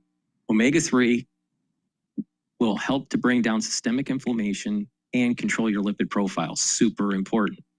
Why? Because it helps to bring down LDL levels and increase your HDL levels. And when you do that, you're reducing plaque formation. By reducing the concentration of oxidized LDL, you reduce plaque formation. And you stack that with a lot of other stuff like C60, vitamin D3, K2, turmeric, ashwagandha, nattokinase. You stack those together, you'll be able to actually bring down the actual blockage, reduce the blockage over time. It takes about a year to a year and a half with proper diet and exercise. So you can pay attention to me or you can go down the road of cardiovascular disease. It's up to you. Please go to my store and get the Myotrol. Myotrol will help to build muscle. When you get older, once you hit about age 40, males and females have a hard time building muscle. You start losing muscle. It's called atrophy. This will help to prevent that. This Myotrol will help you to build muscle. Do a little bit of resistance training, take the Myotrol, and help with the gene expression to build the muscle and to maintain that muscle. In addition, with better musculature, you're improving your brain function because you're building up higher concentrations of myokines and BDNF, which are neuroprotective. So please go to my store, the-studio-reykjavik.com. If you spend $100 or more, you get a free gift until supplies last. And this stack that I'm going to tell you here is really good for your brain, for your cardiovascular health, and also your immune system. Turmeric. This will bring down inflammation and soak up free radicals. Lignans. This will help to soak up free radicals, bring down inflammation. It's great for your immune system and your endocrine system. And ashwagandha root brings down cortisol levels and helps you to control your blood glucose levels. When you stack these together, it's a very powerful stack to help with brain function, help to reduce plaque formation, and to boost up that immune system. And when you do that every day, you're slowing down the aging process. Now, do you want to invest in your body? Or do you want to be dependent on pharmacopoeia that will literally end up hurting you in the long run because of side effects and problems and a downward spiral? People that are on heart medication, you know, they may be able to stabilize them in terms of, let's say, their lipid profile or contractibility of the heart, but eventually over time, it gets worse. You got to up the dosage. And eventually the patient has more side effects. And eventually it's a slow decline of heart failure. Or do you want to do some cardio, do some resistance training, and make sure that your arteries are clear? It's up to you. Most people that have cardiovascular disease is because it's self-induced, not because of some sort of genetic issue or formation issue during birth, congenital. Most cardiovascular disease is self-induced. So please go to my store, the-studio-reykjavik.com, and take charge of your life and stop whining about how your situation is. When you can take charge of it, you can improve your health. You can improve your finances by not being a victim of what's happening. Do you think rich people are saying they're victims? No, they look at the situation and they say, how do they benefit from it? You need to start thinking that way. If you don't, you're going to be shit out of luck on the continent of the poor. Please go to my store, the-studio-reykjavik.com.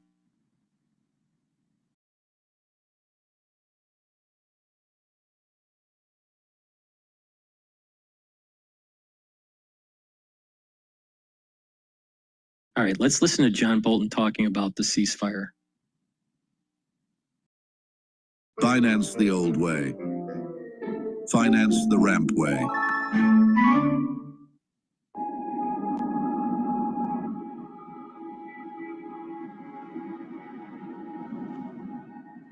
Iran now says it has collected its first toll in the Strait of Hormuz. It also released new video purportedly showing Iranian soldiers boarding container ships there. The White House says this does not violate the ceasefire because they are not U.S. or Israeli ships. I want to play an exchange, or one part of an exchange, and I want to read you something else. And this has to do with Iran apparently boarding and seizing, taking possession of vessels in or near the Strait of Hormuz. This is how the White House Press Secretary Caroline Leavitt explained it. Does the president view that as a violation of the ceasefire? No, because these were not U.S. ships. These were not Israeli ships. These were two international vessels. And for the American media, who is sort of blowing this out of proportion to discredit the president's facts that he has completely obliterated Iran's conventional navy, these two ships were taken by speedy gunboats. Iran has gone from having the most lethal navy in the Middle East to now acting like a bunch of pirates. They don't have control over the strait. So she said, talking about it as blowing it out of proportion, but it was President Trump in a True Social not too long ago who said any Iranian who fires on us or at peaceful vessels will be blown to hell. So is it blowing it out of proportion or is it blown to hell? Which one do you think it is, Ambassador? Well, look, I think her comment was utterly incoherent, not that I expect anything any different. I mean, what if those ships were Saudi, or what if they were Emirati or Kuwaiti or British or German? I mean, who knows really what the ship, where the ships were flagged. But the real point is, if you're going to have a ceasefire, that is not the kind of conduct we expect from the adversary.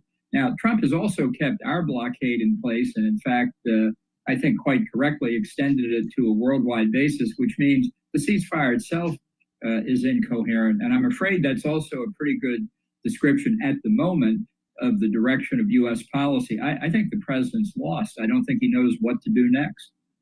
Who has the leverage in negotiations as the president extended this ceasefire now a couple more days? Who do you think has the leverage, and who do you think Iran thinks has the leverage? Well, I think perhaps most importantly, Iran clearly thinks it has the leverage. I wouldn't have started the ceasefire. The country that benefits from the ceasefire is Iran. They have been getting pounded, and now they've had 2 to 3 weeks of relief from it, and the prospect of more in store if negotiations get started. The leverage comes because of U.S. and Israeli military force, and stopping the application of that force has really given the Iranians a chance to try and make something out of a very bad situation for them. You mentioned the U.S. blockade of Iranian ports and the seizure of Iranian vessels and vessels that have been at ports all around the world. How much pressure do you think that puts on the Iranians? How long can they hold out against this type of blockade? Well, I think it puts enormous pressure on, but I think in addition to that, and it's one reason I wouldn't have had the ceasefire, we've got to make the rest of the Strait, the rest of the Persian Gulf, safe for traffic from oil from the Gulf Arab countries. In other words, stop Iran from exporting oil, but let our friends in the Gulf Arab states, export oil to alleviate the global economic effects that the conflict is having. I think if we try to get out of this without having demonstrated military dominance over the Strait of Hormuz, the Iranian regime is going to use this like a light switch. They're going to turn the Strait of Hormuz off and on when it suits them. And if we weren't willing to use military force to open the strait now, when are we ever going to be willing to use it? When it comes to the Strait of Hormuz, the IRGC releasing video around the seizure of 2 vessels yesterday, and it's pretty dramatic video. I mean, there's a lot of questions around whether this is valid footage. It looks more like, some kind of practice round. Some naval experts telling us that this might not actually be the seizure, but it gives you an idea of how they're doing it because it's asymmetrical. You've got these speedboats that are going up towards these vessels. I mean, these guys are armed. These speedboats can carry around a dozen IRGC commanders.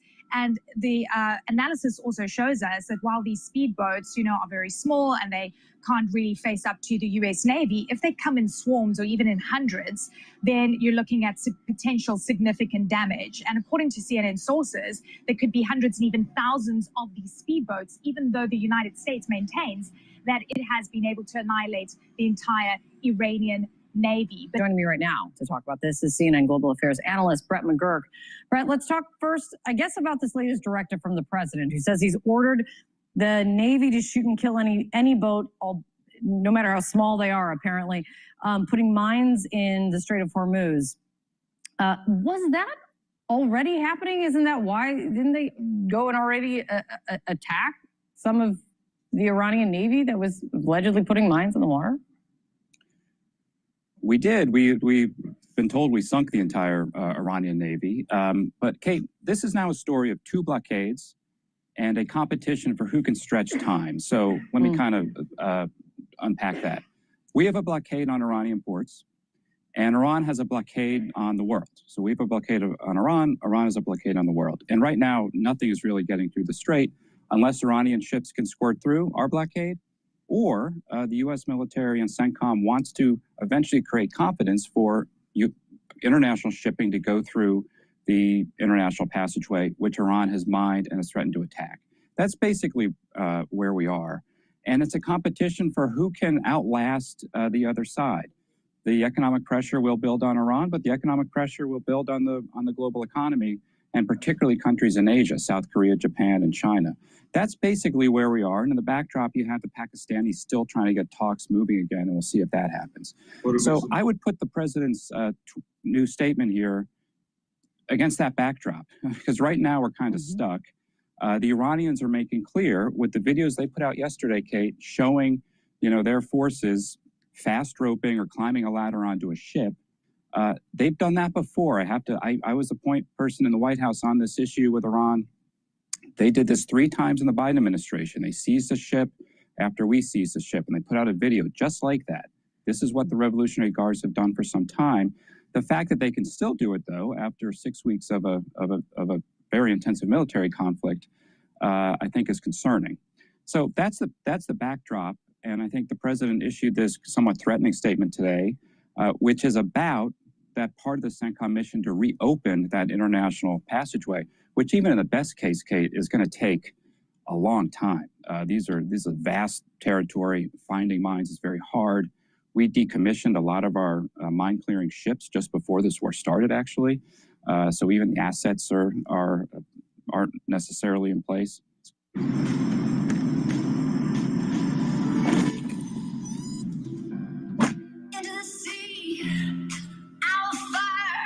It's going to take time. I mean, here, I'll give you a choose your own adventure. What do you think is the more pressing issue to answer, which is who can outlast whom and who benefits the longer this drags on? Or also, when you hear, speaking of timing, this assessment that CNN has reported and others, this assessment that lawmakers were told by Pentagon briefers that they could take up to 6 months to fully clear the Strait of Hormuz after the war ends because of the mines, which is a more pressing issue to figure out how to fix. Well, so, we are in the process of finding alternative routes for energy. Maybe about half of what used to go through the Strait is now going through other routes, such as through the Red Sea. There's a pipeline in Saudi Arabia. The UAE has a port called Fujairah, which kind of bypasses the Strait. But that's not really enough. We're increasing our production.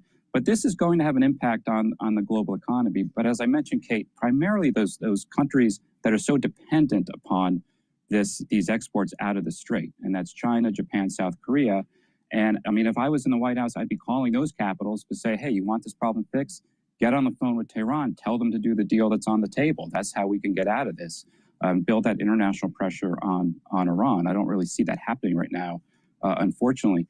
But I've said this since I think we were first talking early in this war. This is going to be a long-term, protracted campaign, whether you like it or not. If you take something on like this, it's not going to be short.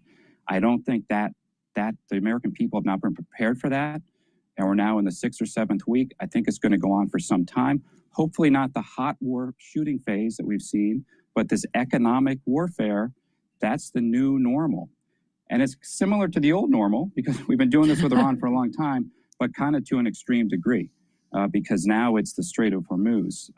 Iran has shut down other passageways, the Red Sea, the Bab el-Mandeb a couple years ago. The Strait of Hormuz, whole different story, affects the entire world, and we're all going to be living with it for some time. But Iran is also going to come under pressure from our blockade, and that's basically where we are. Yesterday, Hamid Reza, around this time, we saw Iran fire on at least 3 ships in around the Strait of Hormuz, those critical waterways there, and seized 2 of them to draw them in towards the Iranian coast. Do you expect to see more of this? Well, it is sort of All right, let's take a look at some other news here that's breaking.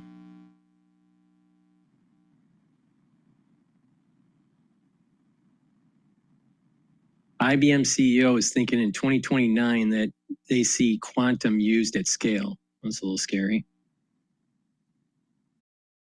Now, Pete Hegseth fired the Navy Secretary John Phelan. Let's listen into a little bit more detail about that. They put the plate down like it's a piece of art. They make me feel that way.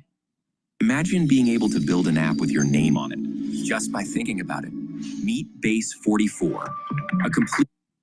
Meanwhile, as John just mentioned, Navy Secretary John Phelan was fired yesterday. The Wall Street Journal reports Defense Secretary Pete Hegseth dismissed Phelan in a phone call just minutes before posting on social media, according to a person with knowledge of the discussions, and after Phelan had spent the day on Capitol Hill talking to lawmakers about the Navy's budget requests. According to the paper, Pentagon officials told congressional aides Hegseth fired Phelan because he and Deputy Defense Secretary Steve Feinberg felt the Navy Secretary was not moving quickly enough on President Trump's shipbuilding priorities. The Journal reports Phelan's close relationship with President Trump was a cause of tension with Hegseth and Feinberg, and that Hegseth was upset when Phelan pitched the idea for a modern battleship directly to the president last fall, bypassing the defense secretary. Hung Kao, the Navy undersecretary, a former Senate candidate, is now serving as acting Navy secretary. The latest firing comes just 2 weeks after Hegseth ousted the Army's chief of staff, General Randy George. Hegseth has fired dozens of top generals, admirals, other defense leaders since taking office last year. So, David French, Mr. Phelan, first of all, was just a huge donor to President Trump's campaign in 2024 and was given this position because of that. But that to the side, it again appears to be Defense Secretary Pete Hegseth's feelings that he was upset that Phelan had a close relationship with the president, had gone around him on some of the decisions, cost him his job here. Yeah, you know, what we're seeing is an enormous amount of instability now at the top of the military as Hegseth is going through and cleaning house, often firing generals with zero explanation, no real understanding, at least from the outside looking in, as to why this is happening. He's doing it during a time of war. So it's very clear you've got some sort of purge going on. First of all, most wars have staff, especially the generals, being relieved. It happened during the Lincoln administration. It happened during World War II. It happened during Korea. It happened during the Vietnam War. This BS that people don't get fired during a war is ridiculous. Secondly, there has been a ossification of the Pentagon, and things needed to be retooled, reorganized to be a leaner, meaner fighting machine. What's wrong with that? Don't we want our tax dollars to be more effective? Why do we need all these generals when we lose in Afghanistan and Iraq? You know, I mean, come on. And most of them were out of shape. And there is such a thing as the brass over at the Pentagon not listening to the president. There are many documentaries out there about this very subject matter with the JFK administration, where the Pentagon didn't want to listen to JFK and what he wanted. They thought they knew better. In addition, you had people that were working at the State Department that weren't doing what the president wanted during JFK's administration. So there is this deep state that needs to be checked. So there is historical precedence on getting rid of your generals during a war. I mean, get real. And it's not out of the realm of normal processes to have a secretary of the Navy or of the Army or of, you know, even the defense secretary, or the Secretary of War now, being a more of a political position than a military position. Now, there have been people that were Secretary of Defense that had a long lineage of military service, but it doesn't have to be. The Pentagon, it is very far from clear that this purge is related at all to the sort of the underlying merits of the leadership of the generals and admirals and others who've been fired.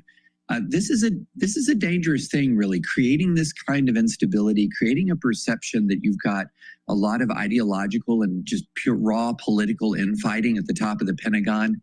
This is where the Pentagon is the place where and I have a hard time believing that Hegseth just fired Phelan without the wink by Trump. Of course, Trump approved it.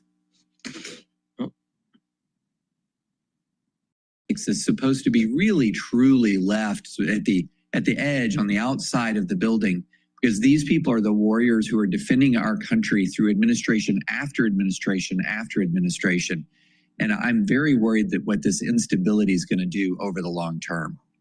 You know, I'm curious, Jonathan Lemire, the president has now sort of broken that this Second Amendment ban on getting rid of people. We just saw the third person in his cabinet fired.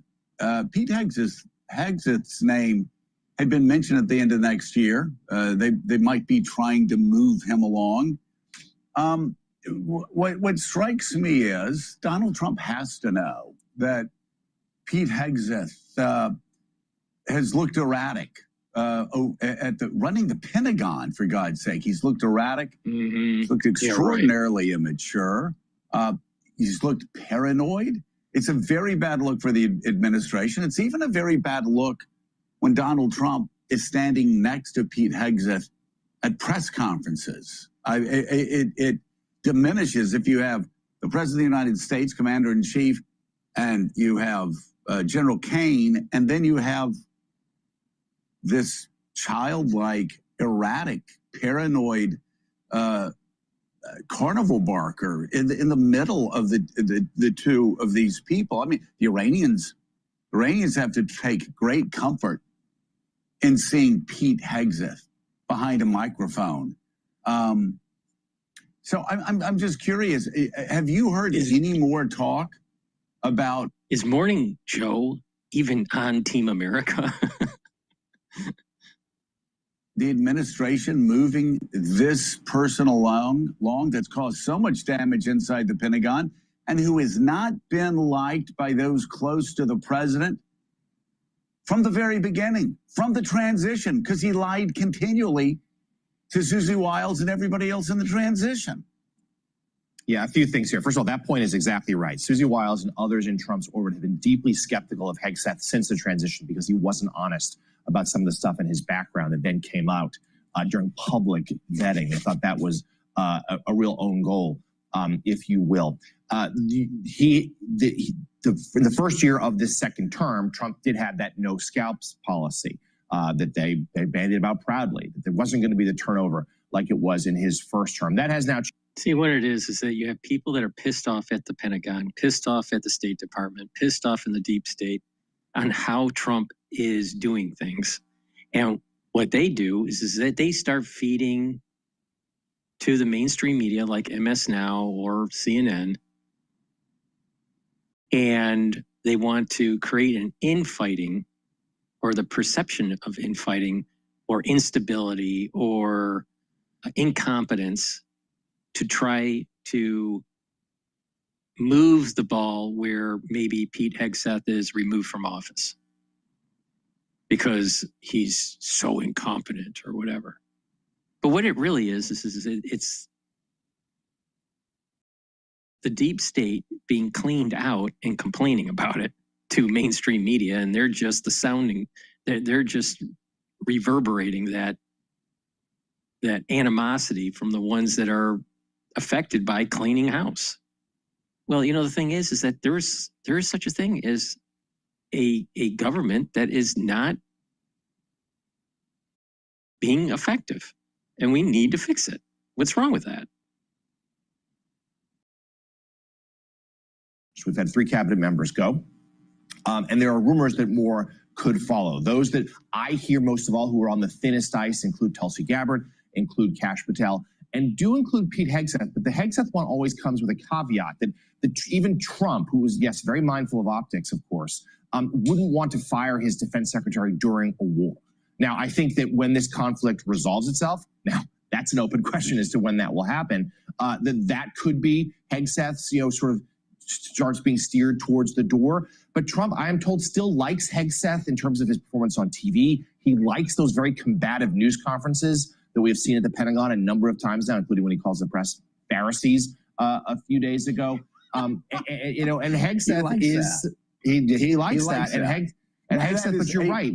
He looks like, Hegseth looks like an idiot for leaders. See, this is the intelligentsia saying that Trump's staff is just an idiot. They're not part of our team. They're not part of the intelligentsia. They're not part of the paper belt. Yeah. Morning Joe knows better. Across the world, they look at him as a joke. That weakens Donald Trump. Just like I was saying time and time again. that Kristi Noem would hurt Donald Trump's approval ratings on immigration. I said it repeatedly. You can go back and pull the tape. I said it repeatedly that if he kept Kristi Noem, she would hurt his numbers on immigration. And it has. Pete Hegseth, I'm saying it now, Pete Hegseth in that position is hurting Donald Trump on foreign policy issues, on this war, on the confidence that the Americans have. Pete Hegseth has actually rebooted our military. It's been gutted by these, liberal policies. And I think Pete Hegseth is doing an excellent job. He's doing exactly what he needs to do, and he needs to clean house. And of course, there are going to be people that are upset about it. And the commander-in-chief, I just don't understand. It's not hard to see that on TV. Yeah, but job number one for a Trump cabinet official is to fight for the president on television. At least so far, Trump is okay with how Hegseth is doing this. But you're right about the culture of the Pentagon, too. I mean, not only I'm told by people who have been there for decades, it's a building now rife with paranoia, uncertainty, because there's been so many purges. Your top people, highly respected officers, have been pushed out. We've had now the Secretary of the Army and the Secretary of the Navy head out. I mean, there is an extraordinary amount of uncertainty there at the worst possible time, Willie. Of course, as the DOD, is still trying to prosecute this war. How's that any different than in corporate when there's a big restructuring because of a new CEO or there's some downturn in the economy and all the executive staff is all worried about their job? It's no different. With Iran. So there are certainly Republicans, I am told, who would like to see Hegseth be shown the door, but I don't think that's imminent. Okay. Please go to my store, the-studio-reykjavik.com, and get the digestive enzyme complex. This is going to help to reduce the load on your pancreas, help you to digest your food, your carbohydrates, your proteins, your lipids. You'll be able to absorb the nutrients better.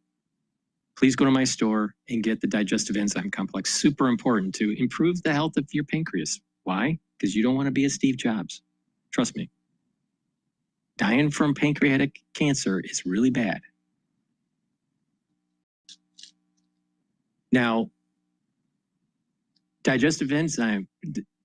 digestive enzyme complex can be stacked with the probiotics, right?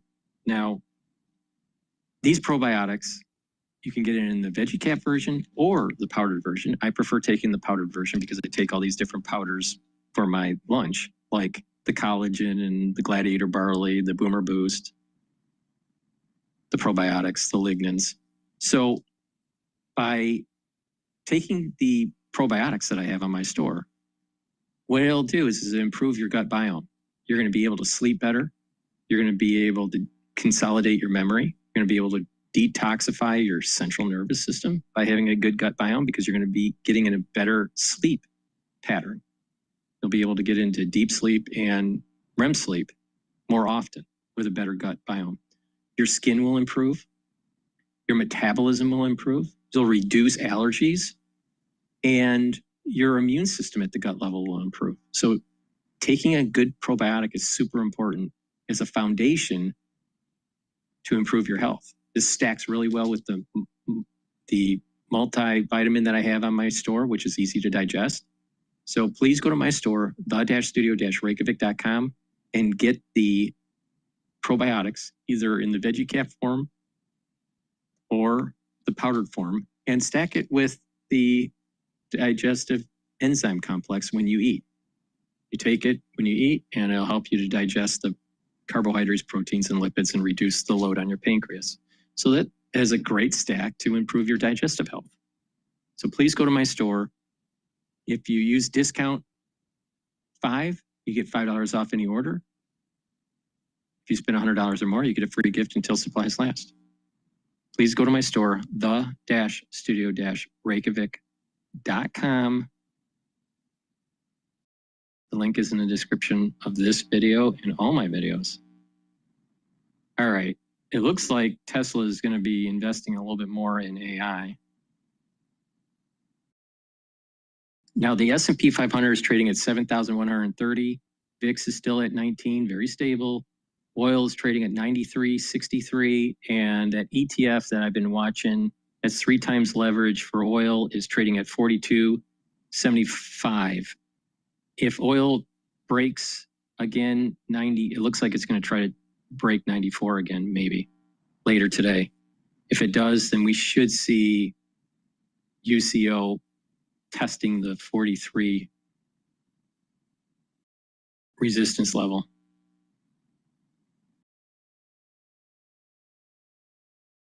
All righty.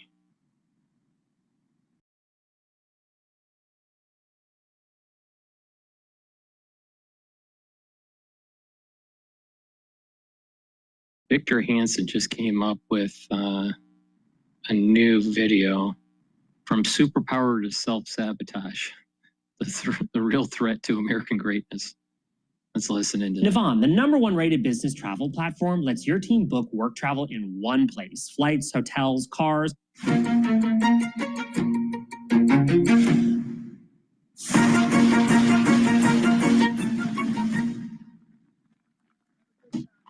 Hello, this is Victor Davis Hansen for the Daily Signal.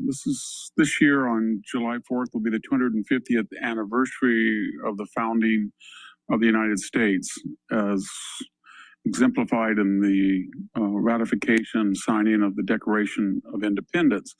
A lot of people ask ourselves, why are we so exceptional? Are we exceptional, or is this just American braggadocio? Well, if you look at some major indicators, it's pretty clear that America stands like a colossus over the world today. Look at the economy. The U.S. economy is roughly $30 trillion nominal economy in goods and services.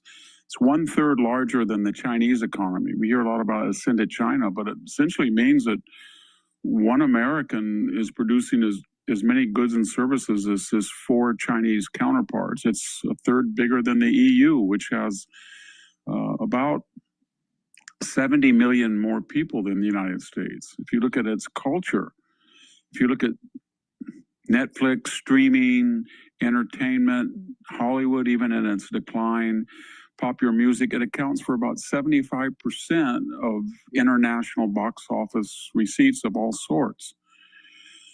Educationally, there's a lot of global indices, and they usually have the United States with 8 to 9 out of the top 10 universities. That kind of mimics the same economic standards that show that of the top 10 companies in terms of international market capitalization, I think 8 of them now are American. In the case of the educational surveys, it's usually Caltech, MIT, Harvard, Yale, Princeton, Stanford, etc. in the top 10. But of the top 50, 40 of them are American. If you look at politics, the U.S. Constitution is the oldest surviving blueprint for a democracy-republic.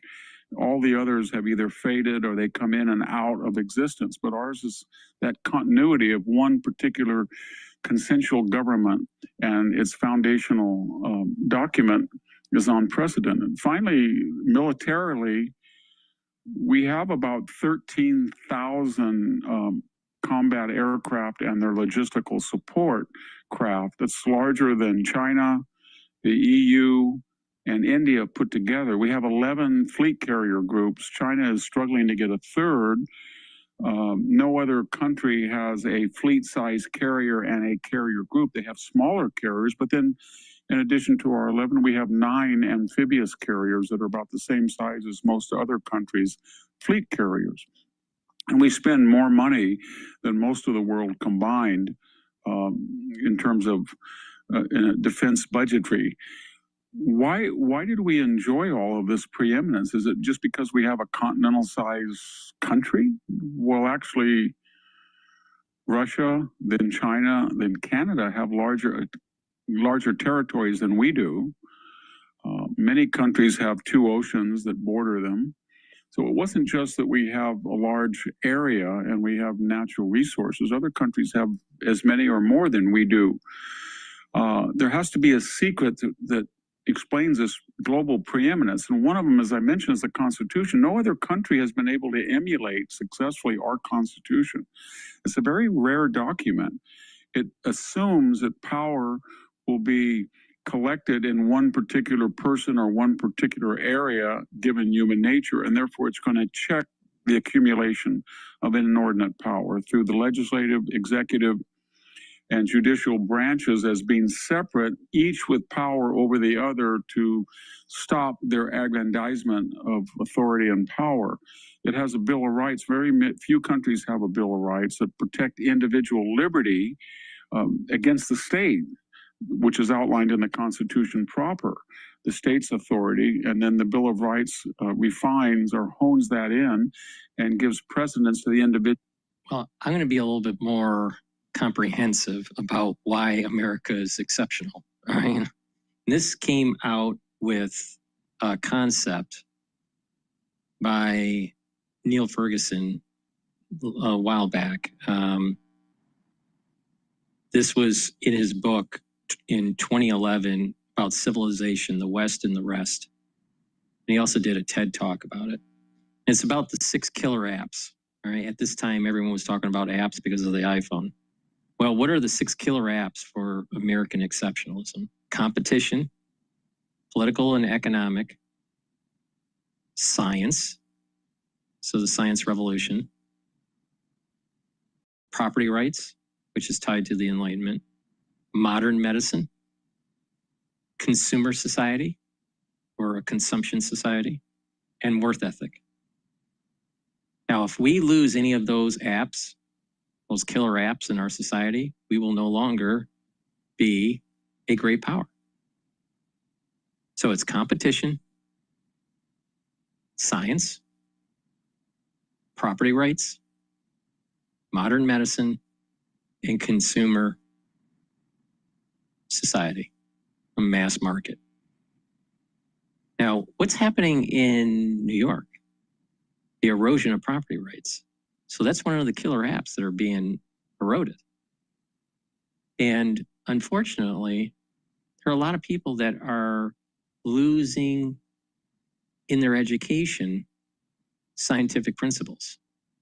In science, killer app, it involves the scientific method. So understanding that you have to get empirical information and understand that maybe certain things are random, maybe certain things are not random. So there's a scientific method, empirical inquiry, application to technology and military power. But if you erode that because of poor education, one of your apps start to not function as well.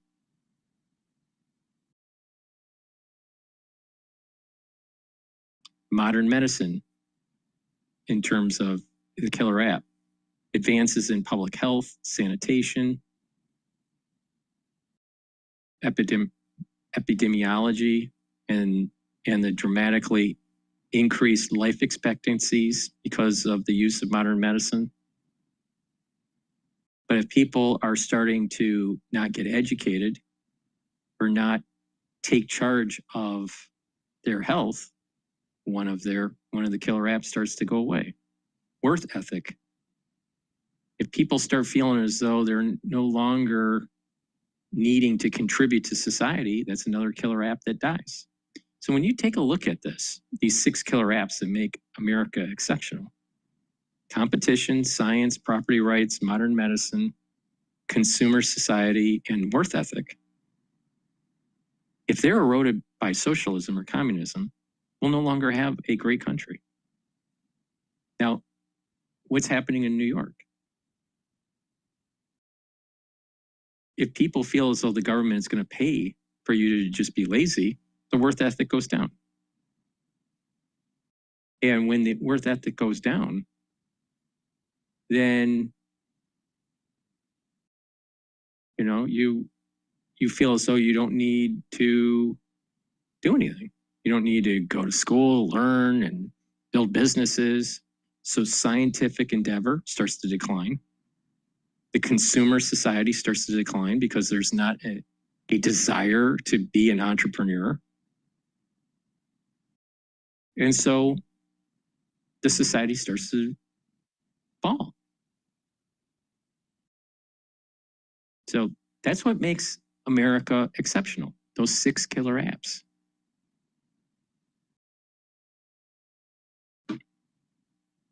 In terms of free expression, the sanctity of his home from search and seizure, freedom of religion, the right to bear arms, etc.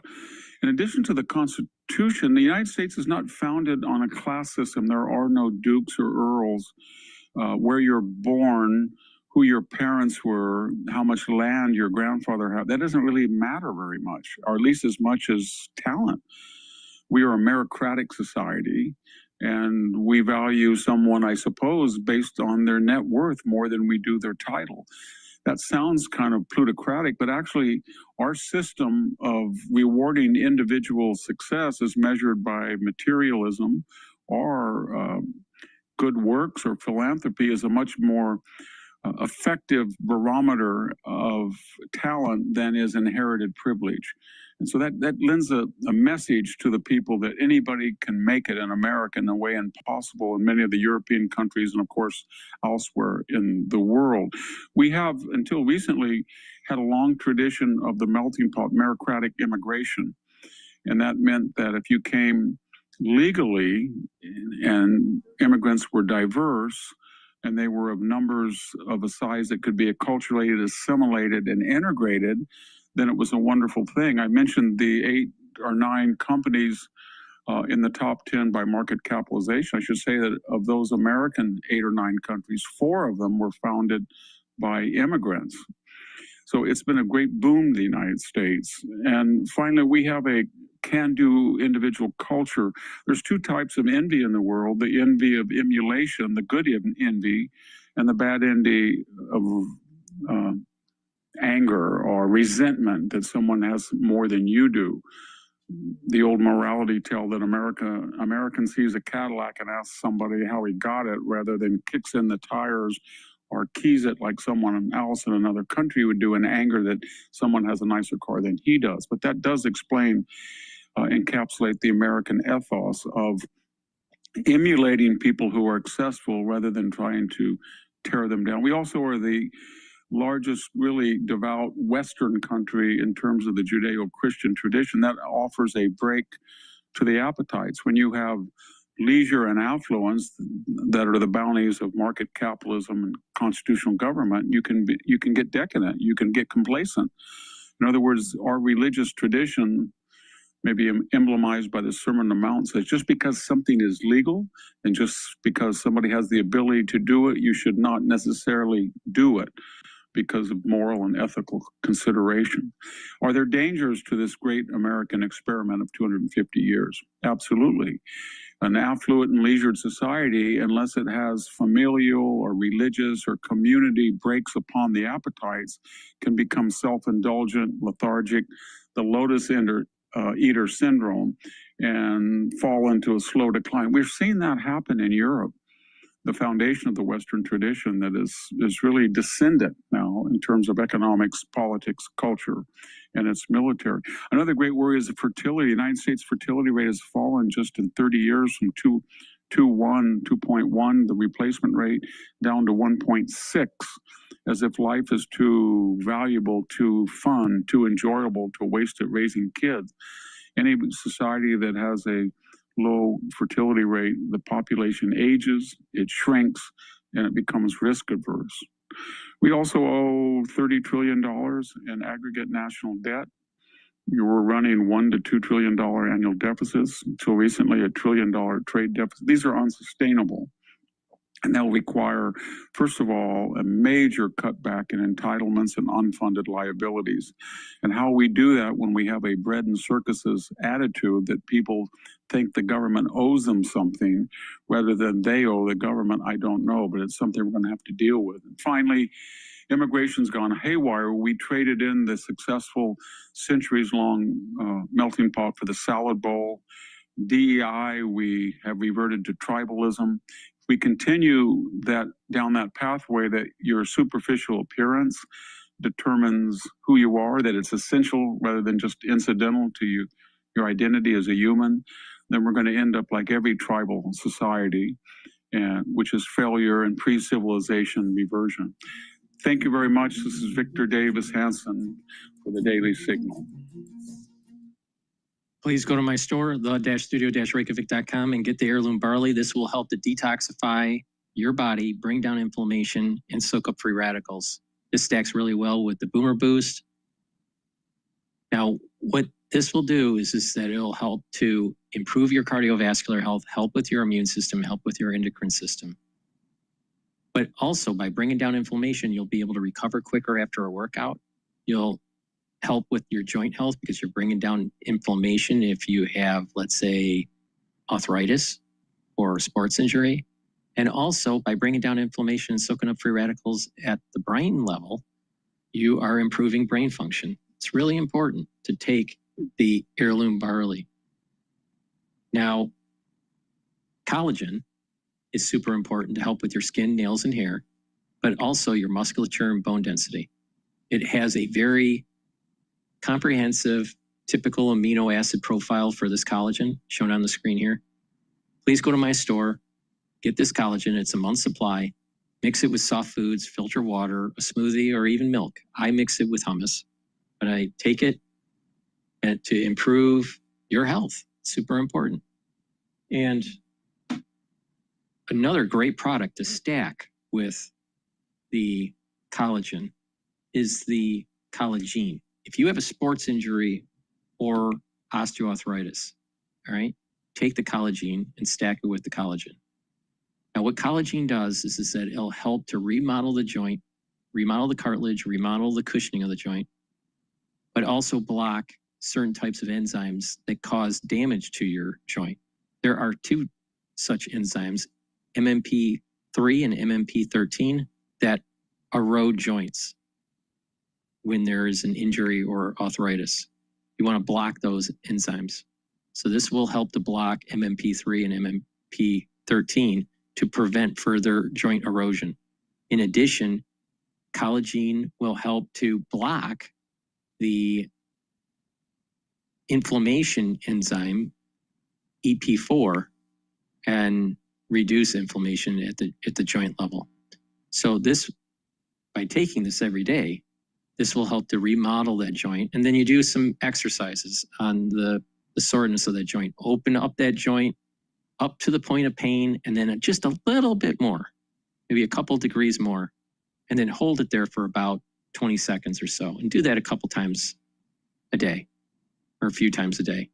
And over time, you'll notice that you'll be able to open up the joint more with less pain until you'll have full articulation.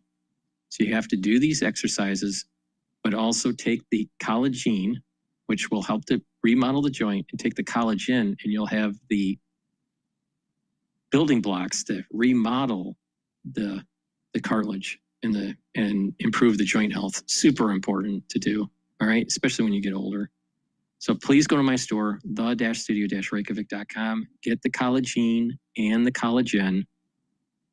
If you spend $100 or more, you get a free gift until supplies last.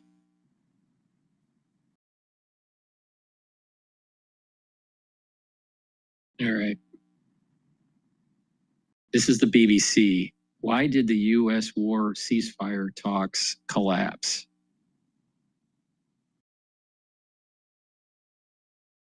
Hey, you little milk guzzler. Mom's boob is sore. Good thing Amazon helped. Yeah, I can get her answers and help, even at 3 a.m. So all you have to do is sit there and look cute. Mommy loves you. I think is that we're going to end up with a great deal. Why did the Iran war negotiations collapse? And I think we're in a very strong negotiating position to do what other presidents should have done during a 47-year period. There'd been on-again, off-again speculation as to whether talks in Pakistan would actually go ahead. Until late Tuesday, Donald Trump posted on social media that the 2-week ceasefire with Iran would be extended with no end date given. And the blockade of Iranian ports would continue indefinitely. And so this meant the talks in Islamabad were over.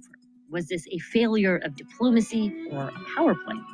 From the BBC in London, I'm Asma Khalid. And I'm Tristan Redmond, and this is The Global Story on YouTube.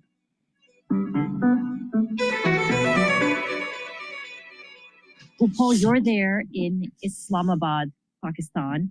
There were supposed to be these talks between the Americans and the Iranians. And as we all know, those talks didn't materialize as of this point. And so it kind of feels like you're at a party where the guests of honor never showed up. How's it been? Well, yeah, and where the host is deeply, deeply disappointed. I mean, this was such a matter of pride for the Pakistani authorities. They really felt that if they could broker some kind of deal between Iran and the United States, that somehow would have a hugely enhancing effect on Pakistan's international reputation. They billed themselves as the one country that had good contacts in both Washington and Tehran. They thought that they could make this happen. Everything about the way this city was being prepared, with huge chunks of it being shut off, roads being closed, a big red zone in the middle, with hotels being evacuated. It all felt like they were getting ready for a big deal. And in fact, we all thought it was going to happen because we watched American C-17s coming in, bringing who knows what. There was all kinds of speculation. I didn't realize that was already there, that the prep was there on the American side. The prep may still be here for all we know.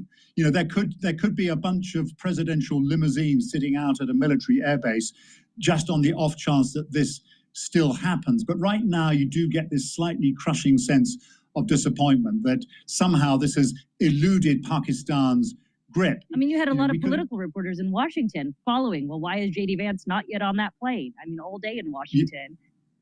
We were hearing that the pool was out there at Andrews Air Force Base getting ready to board the plane, only to be told, wait. You had Steve Witkoff and Jared Kushner apparently flying up from Florida to join J.D. Vance, talk of all kinds of last-minute strategy meetings in the White House. But at some point late yesterday, clearly they thought this isn't going to happen right now.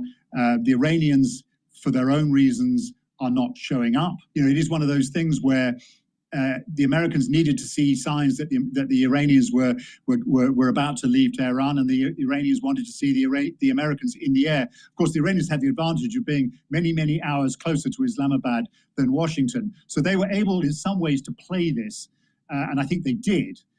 There's an interesting video doing the rounds, which I think is the latest bit of social media fun being produced by the Iranians, in which you see Donald Trump waiting, saying that they're going to have great talks, but facing a row of empty chairs.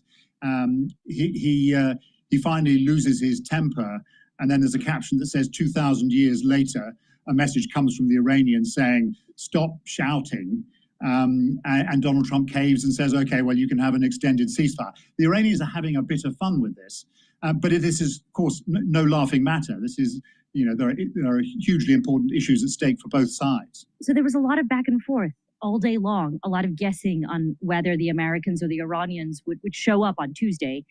And then at 4:15 East Coast time in Washington, D.C., we see a message posted online by President Trump. And I'm going to read part of this message because I do think it's really worthwhile to dissect it. He said, it is based on the fact that the government of Iran is seriously fractured. And then he goes on to say, we have been asked to hold our attack on the country of Iran until such time as their leaders and representatives can come up with a unified proposal. It's a much longer message, right? There's a lot of other details in there, but those two details to me were really, they caught my attention because it made me wonder, why did these talks really not materialize from the American side? The president of the United States seems to be saying, well, the Iranians aren't unified. They're not really bringing us a concrete proposal.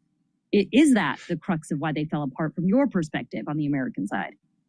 Well, I mean, yeah, seriously fractured and unified proposal. You're absolutely right to highlight those two phrases. Now, either Washington wants everyone to think that the regime in Iran is weak, it's at sixes and sevens, it doesn't know which way to move, or this reflects a genuine concern in Washington, which is being voiced, by the way, not just by the administration, but also by many Iran watchers, which is what exactly is going on in Tehran. Donald Trump loves to trumpet the fact that he's achieved regime change, and maybe all he's achieved is regime fracture. And that is a rather dangerous place to be, because in the old days, 6 weeks or so ago, you had a supreme leader who clearly called the shots, who determined everything that was happening. When you had negotiations with the Iranians, you think back to the negotiations that resulted in the 2015 Iran nuclear deal. You kind of knew what the format was, who the players were, the interlocutors. The Iranians are supremely effective and efficient negotiators. They're tough. They do play for time, but you kind of knew who you were dealing with. Say hello to Zero. See exactly where your business stands with no guesswork. Get instant, accurate reports so you can make smarter decisions. It's powerful enough for your accountant, simple enough for you. Try Zero today.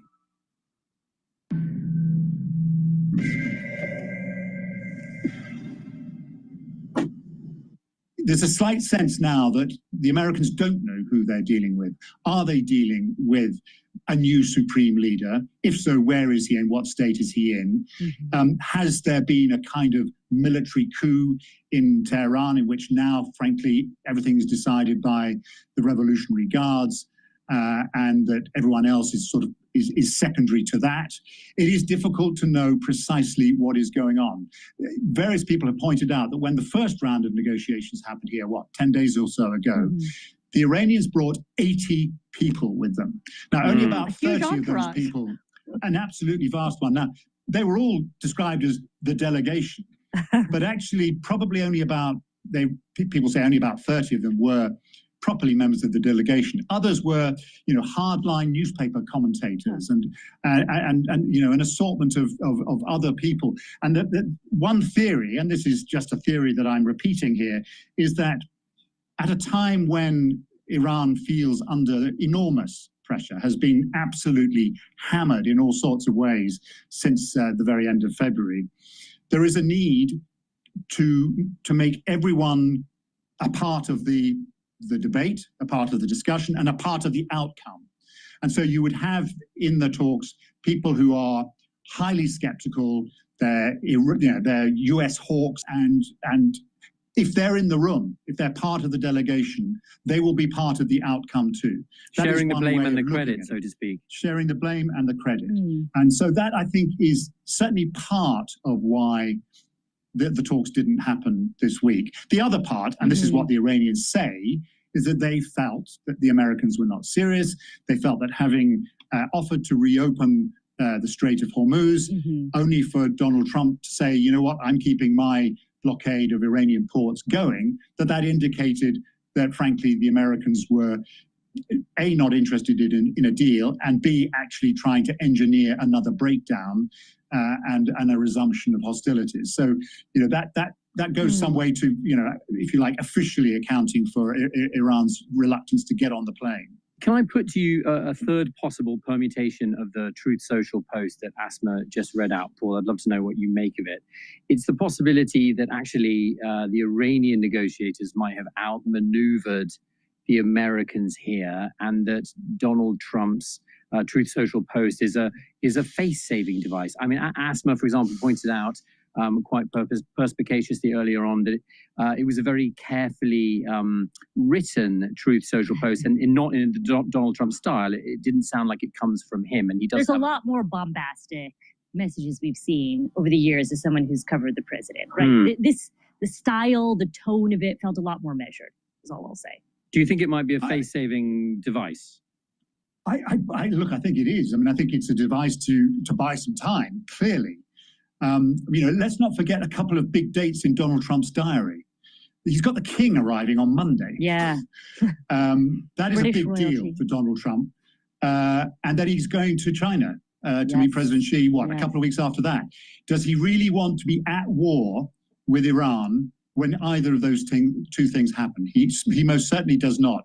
I think the feeling a few days ago here was there's not going to be a big, all-encompassing deal. The idea that somehow the nuclear issue and the new issue of the Strait of Hormuz can be negotiated away in a couple of sessions, even long sessions, was frankly for the birds. But maybe some kind of memorandum of understanding, an agreement that would essentially end the war, but kick all the tough issues ahead.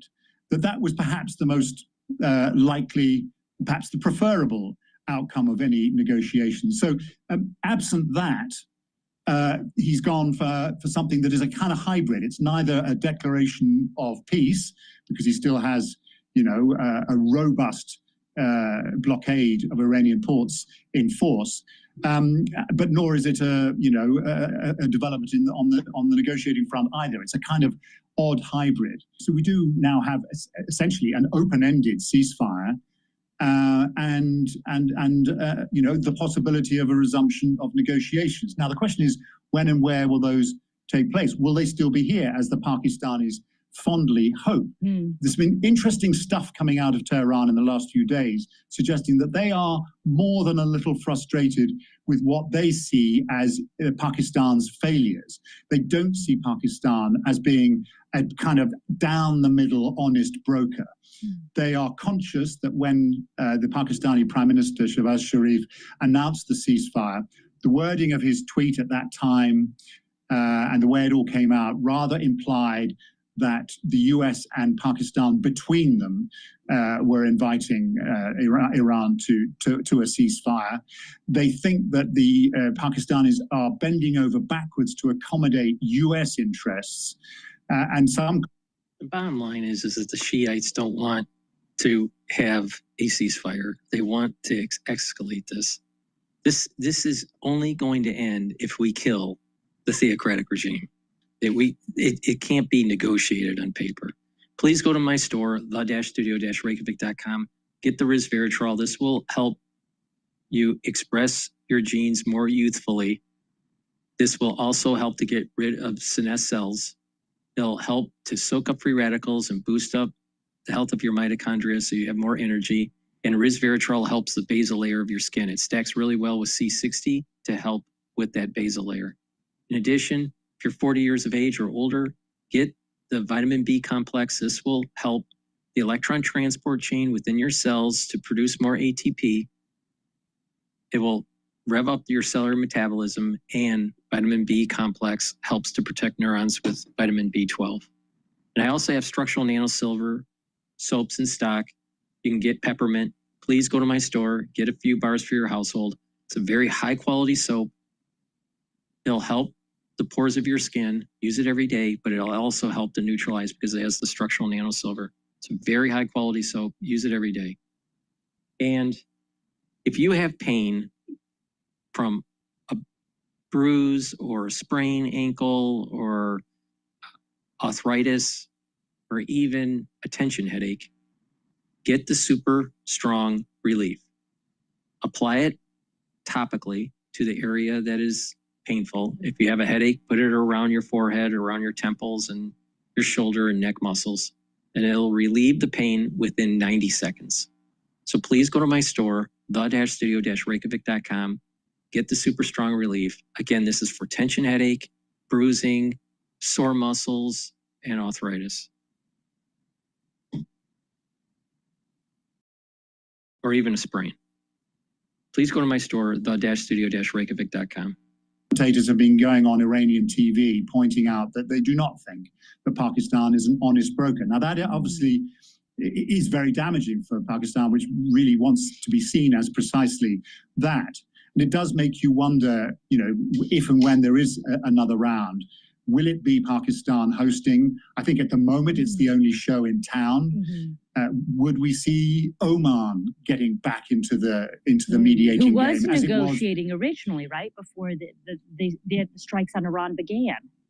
They were, and of course they rather angered the White House by suggesting that not only was a deal on the table, but that the US negotiators, Steve Witkoff and Jared Kushner, either didn't understand the issues involved or chose to misrepresent them, setting the scene for the outbreak of the war literally within, 24 hours of the breakdown of those talks. So, Oman felt burned by that. So at the moment, it's not clear who or how or when or even if any of this is going to resume. To your point about why the talks didn't materialize and the lack of trust that the Iranians have for the Trump administration, our colleague Lise Doucette has been reporting from Iran this week.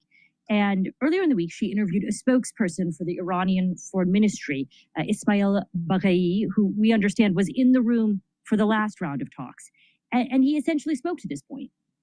Watch videos on top as you browse, boost audio volume, and quickly access streams from the sidebar. So far, no decision has been made. And I think the reason is very clear, because of the confusing messages we have been receiving from the United States. Literally speaking, there have been many violations of ceasefire. You know that during the course of the past 2 days, they have attacked Iranian vessels. They have taken hostage our people on board vessel Tuska. And at the same time, they're continuing with their threats of war crimes, threats of genocide, bombing our bridges and power plants. So this is not the behavior of a country that is really serious about a diplomatic process. What do you think of that, Paul? He's not the only one pointing out mixed messages from the White House. And, you know, blustering rhetoric, apocalyptic rhetoric one day and then offers of ceasefire the next. It may be designed to throw everyone off, but for the Iranians who have their own sense of how these things should be conducted, and they are sticklers for the details, this is discombobulating to say the least. And it all helps to create an impression that the White House is not serious. So, I think it's not at all surprising to hear him talk in those terms. Of course, he is glossing over the fact that it was Iran that turned the Strait of Hormuz into a weapon in this war. I think the United States has, and the Trump administration has kind of thrown them off their game by saying, I see your blockade and I raise you. It was I think the fact that now you have two blockades in place, each one inflicting pain, one on the Iranian economy and one on the global economy, has complicated matters for Iran. It feels that this weapon that it has utilized so effectively has somehow been turned around and used against it. And so we do have this situation in which, they feel that they don't quite, just as the Americans don't quite know what Iran is up to, I think Iran doesn't quite know what America is up to, and certainly doesn't trust them. We're speaking to you on Wednesday, and the original ceasefire was supposed to expire on Wednesday. It had a 2-week timeline, a 2-week time frame. This new extension we've seen announced by President Trump doesn't seem to have a timeline. And it is amidst all that uncertainty that we're also seeing reports from Iranian media that the Islamic Revolutionary Guard Corps says it has seized ships near the Strait of Hormuz. I guess I'm wondering, what does that all mean in terms of escalation or de-escalation? Look, we are seeing kinetic activity in the Gulf by both sides. Each side has fired on vessels that it regards as having breached the conditions or the terms of their own blockades. That is a combustible situation. Right now, it is only combustible on the water. But I think you would have to be a pretty bold person to put a bet on this not escalating into a resumption of hostilities. Israel, who we haven't really mentioned, would dearly like to finish the job as it sees it. And is pretty apprehensive at the thought of some kind of negotiated deal, sort of in the middle of a war which is unfinished. This is not a... Okay. Please go to my store, the-studio-reykjavik.com, and get the structural nano silver gels. You can get it in the quick dispenser or in the tube form. Use them the same way. They're dual purpose. If you have a cut, an abrasion, or a minor burn, put it on the lesion. It'll help to heal it about 1/3 of the time quicker. You can also use it as daily skincare, topically. And if you're not feeling well or someone around you is not feeling well during the cold season, put it on your hands. It stays active for 5.5 hours, but you can also put it around your eyes, around your nose, around your mouth, around your ears, and lightly coat your nostrils. Again, it stays active for 5.5 hours. You can't do that with Perel. So please go to my store, get this dual purpose structural nano silver. It helps to neutralize. It's very high quality. And it's important to have in your home. So please go to my store, the-studio-reykjavik.com. All right, now what we're going to do is take a look at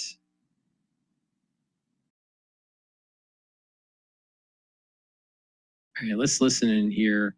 Iranian activist praises Trump, reveals worst case scenario for terror regime. If you're not using a business travel platform like Navan, you're really missing out. Hi, I'm Ellie, and I'm the People Operator. This morning, as peace talks remain stalled in Iran, President Trump pointed to a positive sign, claiming the 8 female protesters he asked the regime to spare not be executed, and guess what? They were saved. The president says 4 of them will be released, the other 4 given a 4-month sentence, as the White House emphasizes his humanitarian concerns. Our next guest was born and raised in Tehran before coming to America in 2019. Iranian activist Sana Ibrahimi joins us now. Sana, great to see you. First off, on the sparing of these women, your thoughts about are the Iranians going to continue to spare their lives? Well, let me start by this. No president in the past 47 years, no U.S. president has cared about the plight of Iranian people more than President Trump. So that's that. On the issue of their execution, no charges were dropped. Their executions have been postponed. That's amazing news. At the same time, we have to remember, these are not the only execution cases. This morning, I woke up to the news of one more person, one more political prisoner getting executed. In the past 2 days, 4 people have been executed. And according to human rights organizations in Iran, more than 53,000 people were arrested after January 8th and January 9th. Now, we have 72 confirmed death sentences. And the Chief Justice of Iran, Mohsen Ejei, have vowed for speedy trials and no leniency, which means death sentences, under the charges of treason, working for Mossad, and waging war against God. So these are the cases that are awaiting their death. And I heard you guys have an all-time high of executions that dates back to 1989, over 1,500. That's prior even to the massive protests that you have. What is the attitude on the ground? You still have ways to contact people in Iran. How do they feel about this whole conflict? It's horrible. Just imagine that an illegitimate terrorist regime has shut down the internet on 90 million people. Now, people barely get to contact their families. Like, they use point of contacts, like some people that have access to maybe Starlink or VPNs that they can contact and follow, like check in on their families. But what we hear is a horrible economical situation. Things are not affordable. Day-to-day life, people struggle. Businesses have been closed. Some people have lost their jobs due to internet shutdown. And these are the facts on the ground. So even if things end today, even if the regime surrenders today, the economical situation is there. Right. And there is going to be a massive disaster for the regime on the ground. So I was just looking at the Shah's son. He says he traveled to Europe. He says there's a massive disconnect between the reality on the ground in Iran and how this is perceived a war of choice by an American president who didn't think this out. That's not your perception. You think on the ground this is a evil regime that needs to be stopped, that lives to destroy the West. Yes, it lives to destroy the West, and it lives to destroy Iranians as well. Mm-hmm. I mean, think about this is the point that I've been making. The only way this is going to end is destroying the IRGC, the theocratic regime, and truncate the Shia stronghold in Iran. They killed tens of thousands of people in 2 days just for protesting for their basic rights. I mean, what kind of legitimate government does that? What kind of legitimate government with a base of support in Iran would shut down the internet to stop the flow of information? So people on the ground, what they think about is that the worst case scenario after these peace talks is the Islamic government in place. Islamic Republic surviving this war would be the absolute worst case scenario for the people. And I personally believe that you cannot really negotiate with savage terrorists because they will never be faithful to their promise. They will never keep their promises. Yep. And they have shown that previously. I mean, with President Biden, President Obama, what did they do? I hear you. But I guess we're in the situation now where you got to get them in where they have no choice. But we'll see. Maybe it's going to go back to bombing. Sana, thanks so much. Appreciate it. Please go to my store, the-studio-reykjavik.com. Get the vitamin D3. This is a gene expression cofactor, so your cells work properly. It'll also help to absorb calcium, to build denser bone, do some resistance training. Also, vitamin D3 is super important for your cardiovascular system. Stack it with K2 and K7. And structural nanosilver toothpaste. This will whiten your teeth, freshen your breath, neutralize, also help with your gum line and reduce inflammation at the gum line. Super important to use every day, but especially during the winter season. Why? Because it's the structural nanosilver to neutralize. And with good oral hygiene, you're going to help with your cardiovascular health and your valvular health. This toothpaste, this structural nanosilver toothpaste has no fluoride. So please go to my store, use discount 5, you get $5 off any order. If you spend $100 or more, you get a free gift until supplies last. Click the link, go to my store, the-studio-reykjavik.com.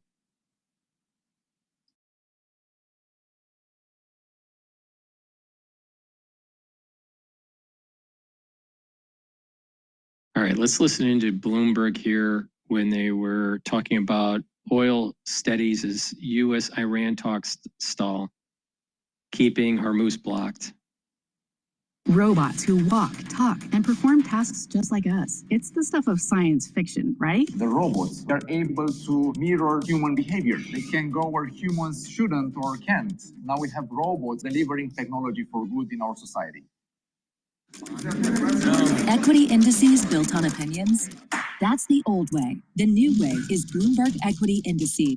I think that people are unaware of how bad this is. You know, certainly at a US level, there's just not that much evidence of it. And as you know, the gasoline price here is actually relatively cheap globally.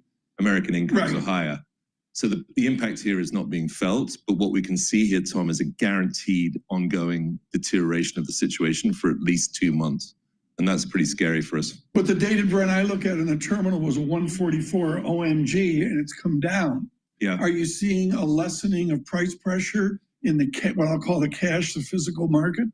Not really if you think about jet fuel and distillate. So that's the issue. And that's why the crude price has become so difficult to second guess, because you've lost probably 6 million barrels a day of refining capacity here almost directly. That's 6 million barrels a day of crude demand. And that, of course, is why you've got this massive arbitrage between the jet price, the distillate price, and the crude price. And so what we're really looking at is how jet is doing. We hit a high of $300 a barrel for jet in Asia. We come back probably down towards 200 right now. And then, in Europe, you've seen probably a peak of 200 barrels a day, and you're back down and holding about, let's say, 170. So these are enormous prices, Tom, that, that's the cutting edge, because obviously what you're really looking at, the oil price and oil demand, is the product. The crude is just so complicated by the tanker situation and everything else. It's hard to really decide where that crude price should be. Why do you say 2 months, Paul? I've got a president that's saying the war is won, just a matter of days we'll get peace. Why do you suggest the pain may be longer term? Because of the difference that Tom's referring to, which is the physical and the paper. Okay. So the paper will act crazy and will react to the headlines, but the physical is a physical fact, a fact of physics, literally. And the physics involve tankers, and the tankers are in all the wrong places. A lot of them are trapped.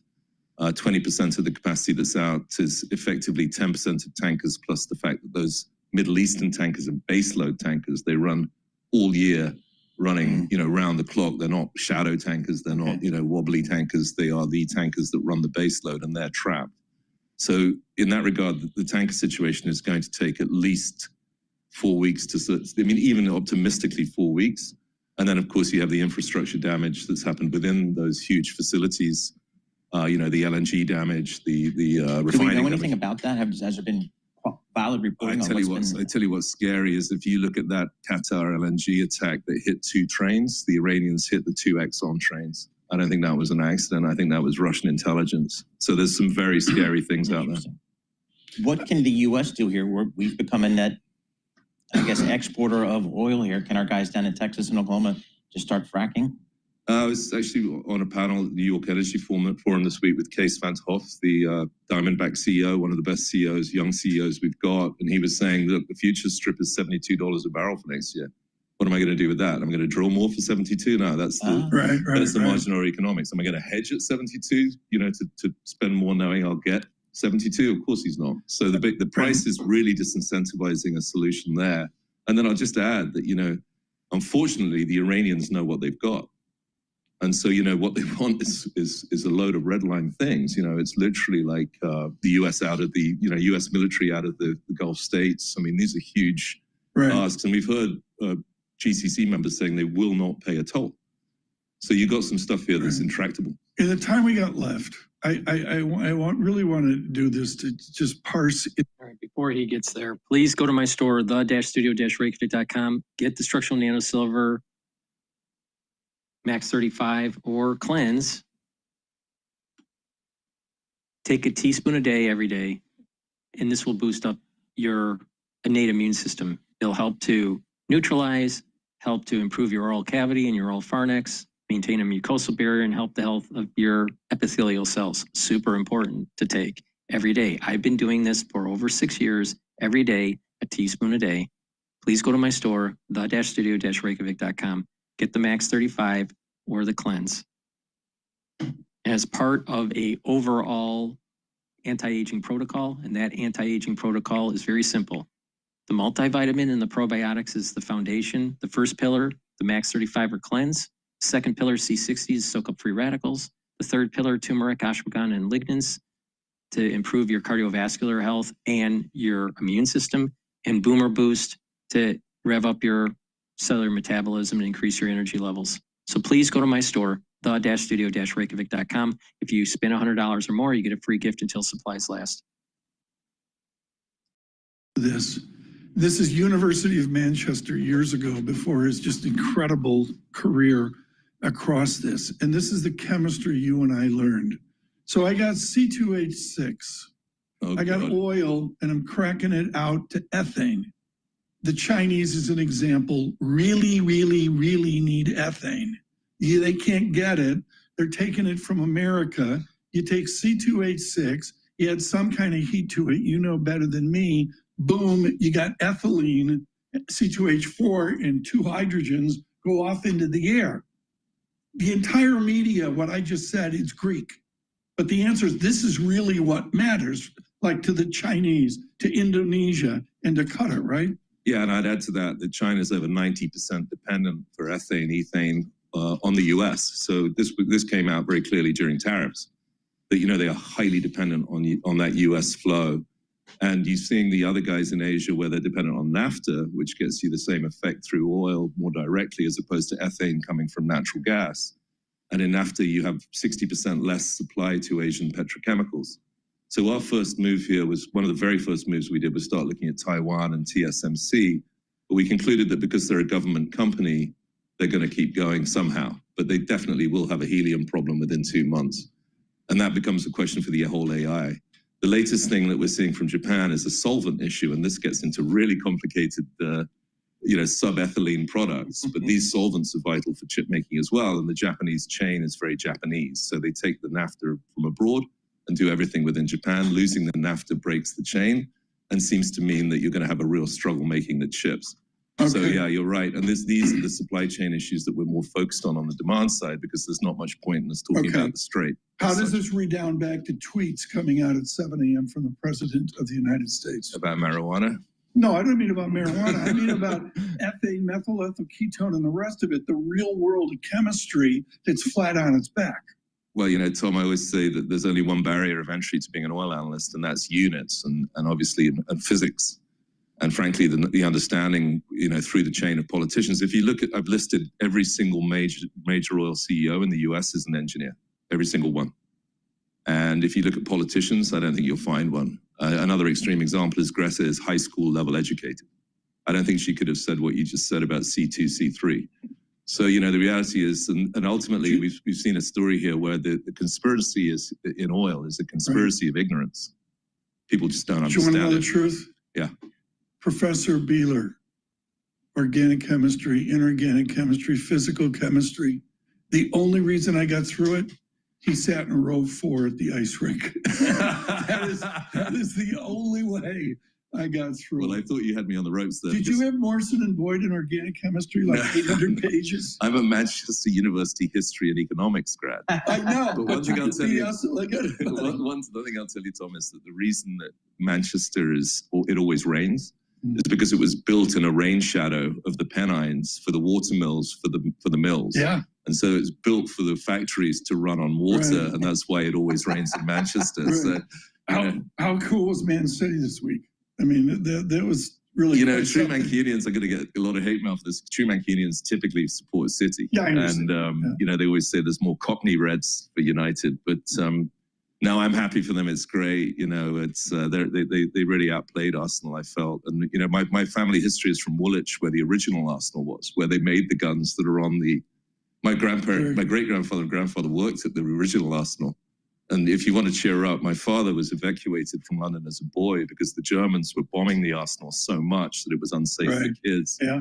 So when people get too depressed about the world, I always say, you know, well, we're not at the stage. John Farrow's told me about Coventry was just leveled. Coventry was absolutely leveled. And someone was pointing out, I'd mentioned in a note that Rotterdam was redesigned by the Germans in the war. And, you know, it became the biggest container port and obviously a huge focus for oil markets.